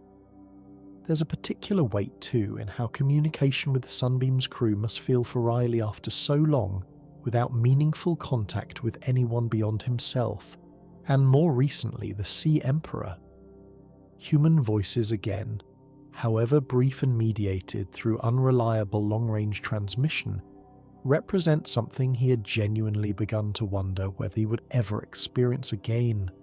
And yet even this reunion with humanity carries complication, filtered through the urgent necessity of warning them about dangers they cannot yet see or understand. A survivor once again placed in the position of protector rather than simply being protected, still carrying the burden of knowledge others do not yet share. It's worth pausing on the strange asymmetry of this reunion too. The Sunbeam's crew, whoever they are, likely have no real conception of what Ryley has actually endured during his time here. The loneliness, the disease, the discovery of an entire ancient civilization's hidden war. To them, this is simply a rescue mission, a routine if urgent operation to retrieve a stranded survivor and depart. To Ryley, it represents the closing of a chapter that has fundamentally reshaped his entire understanding of the universe and his own place within it. That gap between how his ordeal appears from the outside and how it actually felt from within becomes one more quiet, unspoken burden he carries into whatever life awaits him beyond this planet's atmosphere.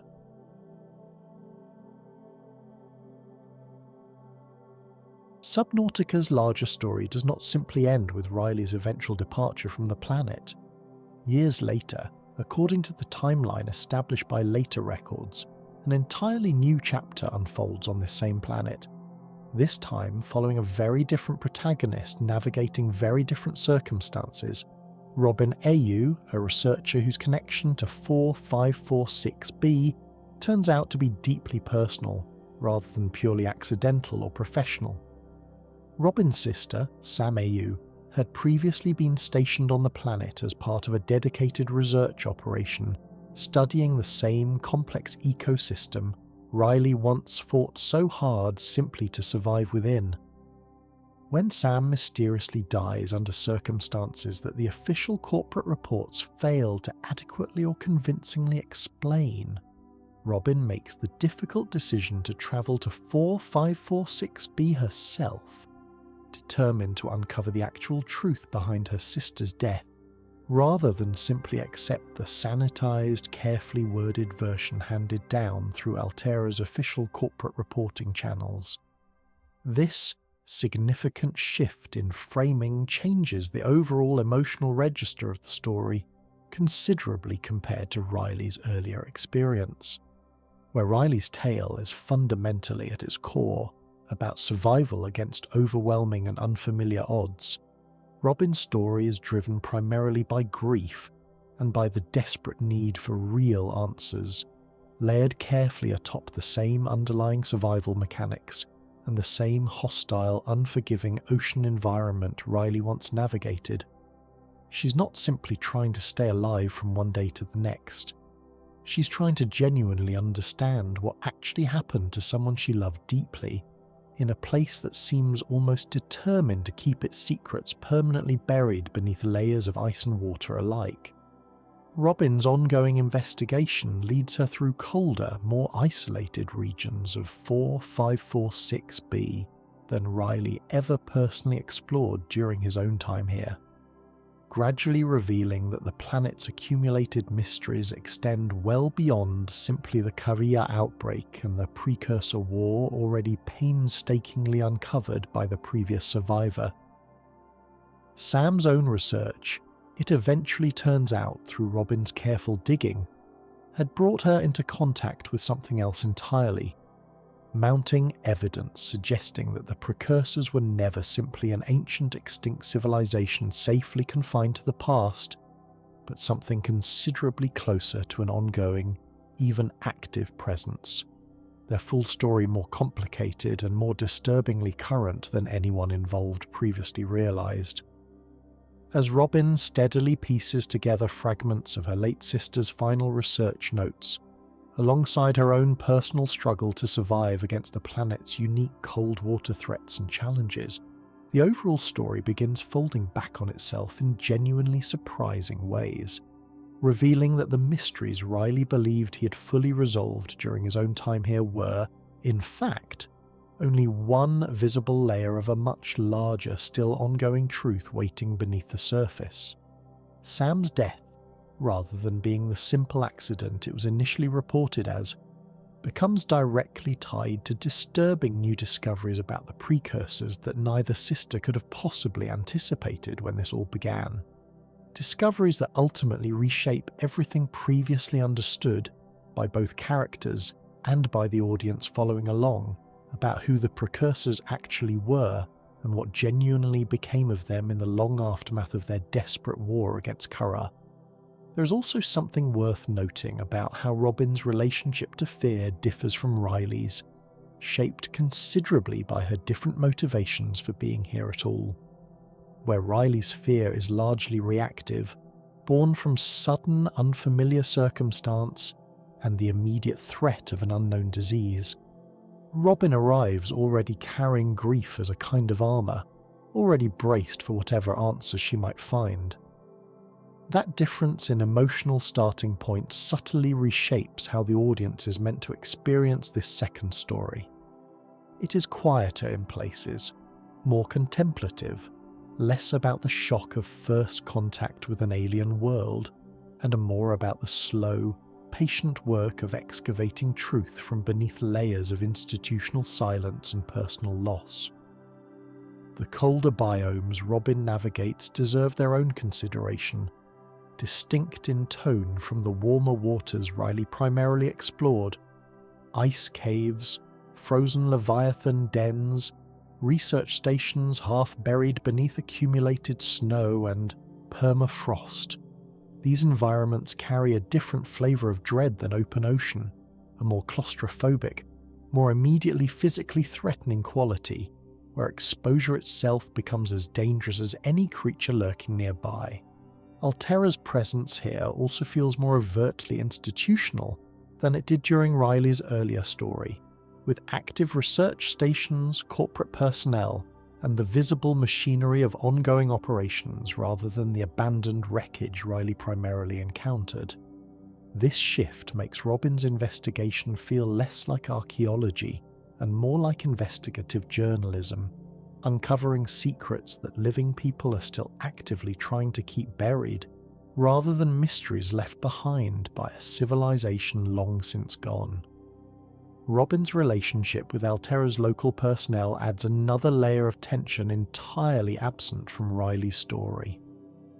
Where Ryley never had to navigate the politics of an active corporate presence, Robin must move carefully around researchers and administrators who have their own reasons, some more sympathetic than others, for wanting her investigation to go nowhere. This introduces a distinctly human antagonism into the story that complements, rather than replaces, the environmental and biological dangers Robin also faces, reminding the audience that not every threat on 4546b comes from the ocean itself. Some of it comes from the same institutional indifference that doomed the Aurora's crew in the first place, still operating, still calculating risk against convenience, still willing to let inconvenient truths remain buried if the alternative proves costly enough. Sam's own final research notes, pieced together gradually over the course of Robin's investigation, reveal a scientist who had begun approaching dangerously close to truths that made certain parties within the local Alterra operation deeply uncomfortable. This detail reframes Sam's death once it becomes clear that her research trajectory intersected with information some preferred to keep contained, from a simple accident into something considerably more troubling to consider. The possibility that corporate interest in controlling information extends, in the most severe circumstances, to a willingness to let inconvenient researchers meet inconvenient ends without much scrutiny attached.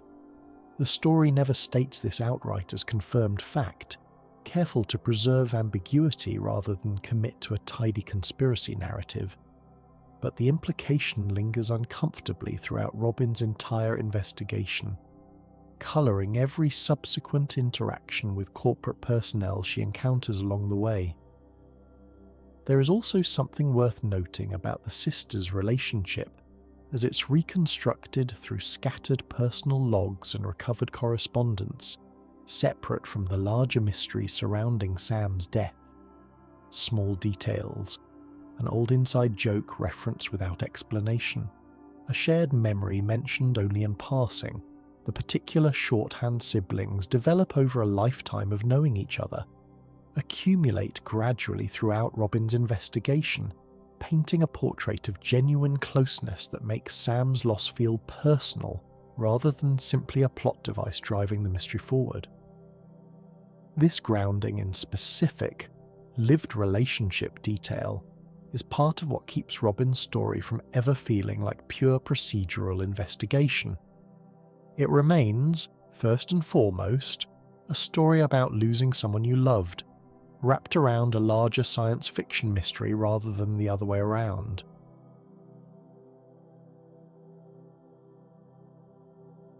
The single deepest, most significant revelation buried within Below Zero's overall narrative concerns a unique being known as Al-An, encountered directly by Robin during the course of her personal investigation, whose very existence fundamentally reshapes the entire prior understanding of the Precursors carefully established throughout the earlier portions of this story. Al-An is not simply another Precursor relic or preserved recording waiting to be discovered and played back.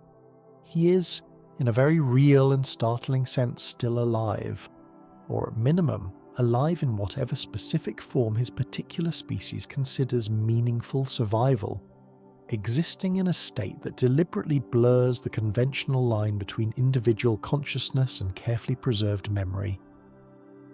Through her extended interactions with him over the course of her investigation, Robin gradually learns that the beings previously referred to simply, somewhat generically, as Precursors, throughout the earlier story actually called themselves something else entirely: the Architects, a name carrying significant implications about their true role, not just as explorers and dedicated scientists, the way they were previously understood, but as active, deliberate shapers of life and civilization across the countless worlds they encountered throughout their long history.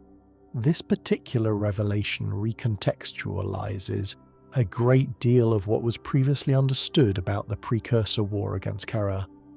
Their presence on 4546b, it turns out, was never simply about defensive desperation in response to an unforeseen crisis. It was fully consistent with a much broader, longer-standing pattern of behaviour, a civilization that fundamentally saw itself as responsible for actively intervening in the natural development of other worlds, for better and quite possibly for worse depending on your perspective. The line between benevolent guardianship and unwelcome, uninvited interference blurs increasingly uncomfortably the more Robin learns through her investigation, raising genuinely difficult questions that the story deliberately chooses to leave open rather than resolving them neatly with a clean answer. Alan's own personal history reveals additional layers of tragedy directly connected to the broader Precursor collapse that eventually followed their war against Kharaa. Whatever ultimately happened to the remainder of his civilization following the events on 4546b, it left him profoundly, permanently isolated, carrying centuries upon centuries of accumulated memory and knowledge with no remaining community left anywhere to actually share any of it with.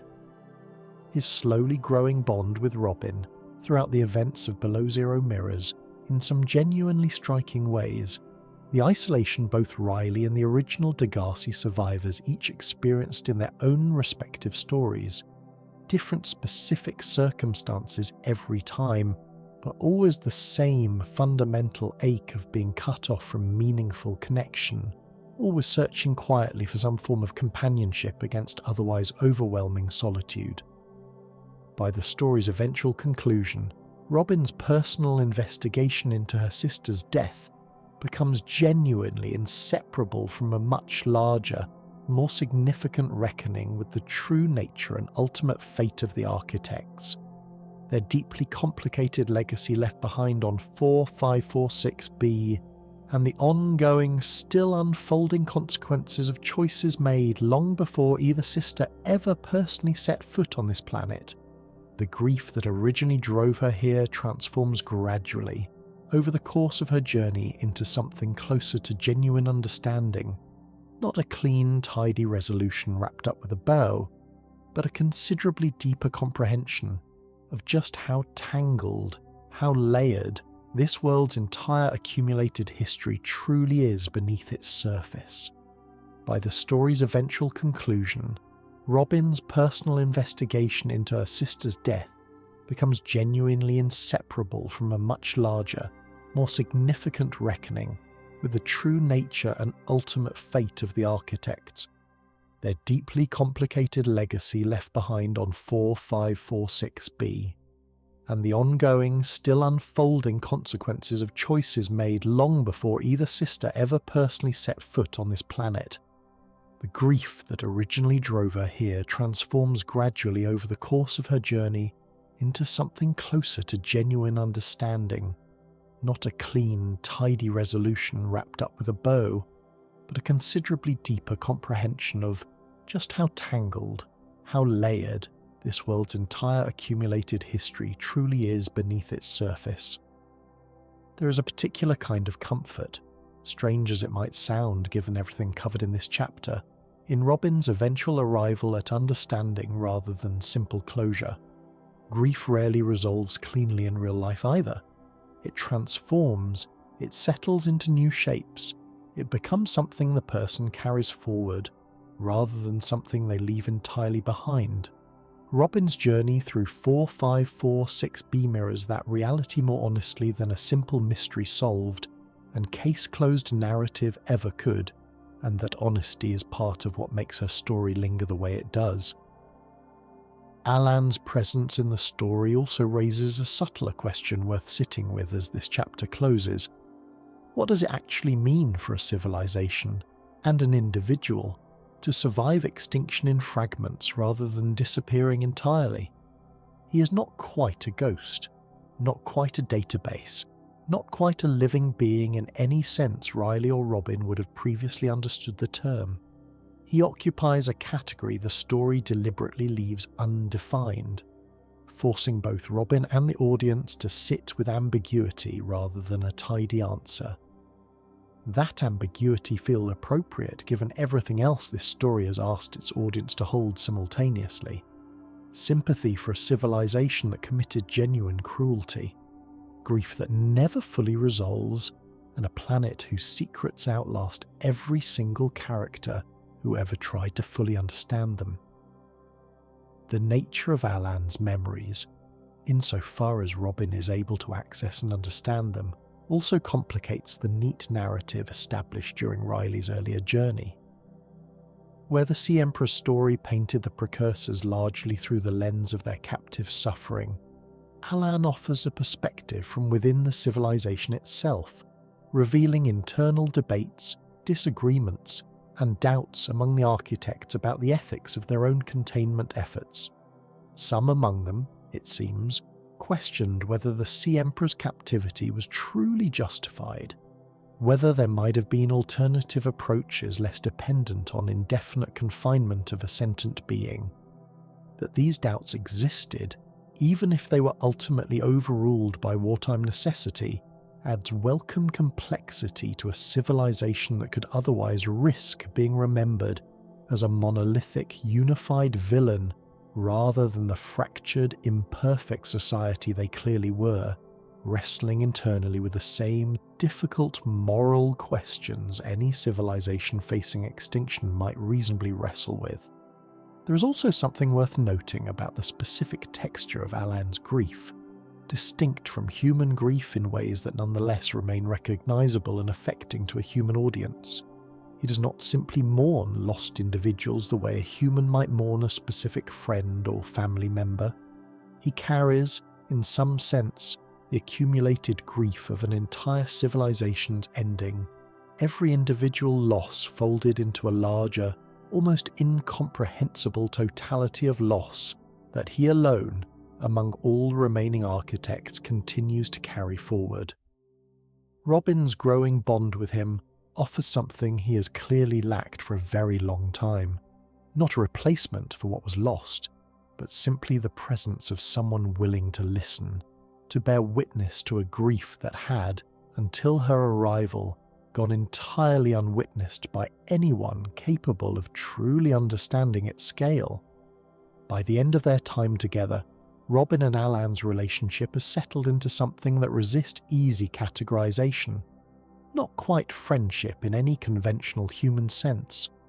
Not quite the relationship between researcher and subject either, but something closer to two survivors of very different catastrophes, recognizing in each other a rare and precious kind of mutual understanding.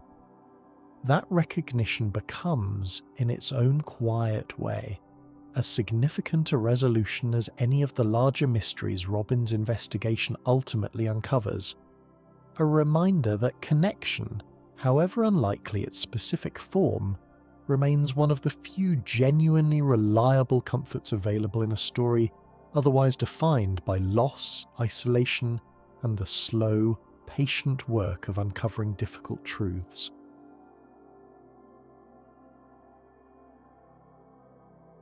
By the time both Ryley's and Robin's individual stories draw to their respective conclusions, Planet 4546b has fully revealed itself as something far more layered and complicated than the simple alien ocean world it initially appeared to be during those first frightened days after the Aurora's crash. It is a graveyard for an ancient, once genuinely mighty civilization. A prison that held a creature deserving far, far better than centuries of ongoing captivity. A battlefield where an entire war against biological catastrophe played out in near total silence, hidden completely from the awareness of the rest of the galaxy. And, despite everything, a place that ultimately offered both of its human protagonists a genuine form of resolution and understanding they could not have found anywhere else in the galaxy. What lingers after both of these individual stories conclude is a planet forever changed by both human and precursor presence alike, its various ecosystems permanently marked by scars both clearly visible and quietly hidden beneath the surface. The Sea Emperor's eventual freedom, if genuinely achieved through the choices made during Ryley's story, represents one small but meaningful measure of justice finally restored after truly immeasurable suffering endured across generations. The Degasi survivors remain a somber, persistent reminder of how easily isolation can fracture even the strongest human bonds given enough time and enough pressure. And the revelations surrounding Alan and the true nature of the architects leave the door deliberately open to questions that may never receive fully complete answers. Questions about responsibility, about the ethics of intervention, and about what any advanced civilization genuinely owes the worlds and creatures it happens to encounter along the way during its own long journey. Looking toward what comes next for this particular universe, later chapters in the ongoing Subnautica story continue building carefully on this established foundation, expanding the overall scope of the architect's legacy and introducing new threats, new depths, and new survivors forced to reckon with everything still buried beneath this one planet's deceptively calm surface. The core themes carefully established across these earlier stories: isolation, captivity, the true cost of corporate ambition, and the fragile, deeply complicated relationship between intelligent species meeting each other for the very first time, continue echoing forward meaningfully into whatever comes next for this world and the people who find themselves drawn back to it. It's worth taking a moment before we close things out entirely to consider what actually makes this particular story linger the way it does, long after the specific plot details start to blur together. It is not simply the scale of the ocean, impressive as that scale is. It is not simply the strangeness of the creatures, memorable as many of them are. It is at its core a story about what happens when desperation meets power, and power meets vulnerability, played out across multiple timescales simultaneously. An ancient civilization's desperate war, a corporation's calculated risk-taking, a handful of individual survivors simply trying to make it through one more day. Every layer of this story reflects the layers beneath it, the same fundamental questions about survival and sacrifice repeating themselves across wildly different scales, from a single-stranded engineer to an entire vanished empire. There is also something quietly reassuring in its own way about a story this large ultimately being resolved not through overwhelming force or clever technological solutions alone, but through patience, through listening, through the slow, deliberate work of understanding rather than conquering. Ryley does not defeat the Sea Emperor. He listens to her. Robin does not simply extract information from Alan. She builds something resembling genuine connection with him. Even the Precursors, for all their desperate wartime choices, are remembered not primarily as villains to be condemned, but as a civilization. The story asks us to understand with something approaching compassion, even while acknowledging the real harm their choices caused. That balance between empathy and honest acknowledgement of cost feels like the actual heart of what this story is trying to communicate underneath all its alien biology and ancient ruins. Think too about the sheer, accumulated span of time this narrative asks you to hold in your mind simultaneously. Precursor civilization rising, encountering Kharaa, waging their long war, and eventually falling silent. All of this unfolding across a timescale so vast that human civilization itself had not yet begun by the time much of it occurred. And then, layered directly on top of that ancient history, two comparatively brief human stories, Ryley's and Robin's, each lasting mere months, each nonetheless carrying weight disproportionate to their brief duration because of what they ultimately uncover and resolve. There is something almost humbling in that juxtaposition, a reminder of how much history any single location can quietly hold beneath a deceptively calm surface, waiting for someone patient enough or desperate enough to come looking. There's also something worth saying about the role water itself plays as more than simple setting throughout this entire story. Ocean, in most storytelling traditions, carries associations with the unconscious, with mystery, with things submerged and hidden from immediate view. Subnautica leans into this symbolism thoroughly, using literal depth as a stand-in for metaphorical depth throughout. The deeper Ryley and later Robin travel physically, the deeper they travel into buried history, buried trauma, buried truth. Surface waters offer relatively simple challenges and relatively simple answers. The depths offer complexity, ambiguity, and confrontation with truths that resist easy categorization into simple heroes and villains. By the time either protagonist reaches the true bottom of what they're searching for, they've also reached the bottom of any comfortable, simplified understanding of the forces that shape this planet's history. It's also worth considering the ecological dimension threaded quietly throughout both stories, easy to overlook amid the larger drama of ancient wars and alien captivity. 4546b's ecosystem, for all its danger, represents an extraordinary example of biological resilience and interdependence, life adapting across millennia to conditions shaped by precursor intervention, by the lingering presence of Kharaa, by the simple pressures of an unusually deep and largely unexplored ocean environment. This Sea Emperor herself exists at the centre of this ecological web, her biology not simply a plot device but a genuine expression of how deeply interconnected this planet's life forms actually are, each species shaped in some way by the same ancient crisis that eventually draws both Ryley and Robin into its orbit. There is a version of this story, easy to imagine, that resolves more simply.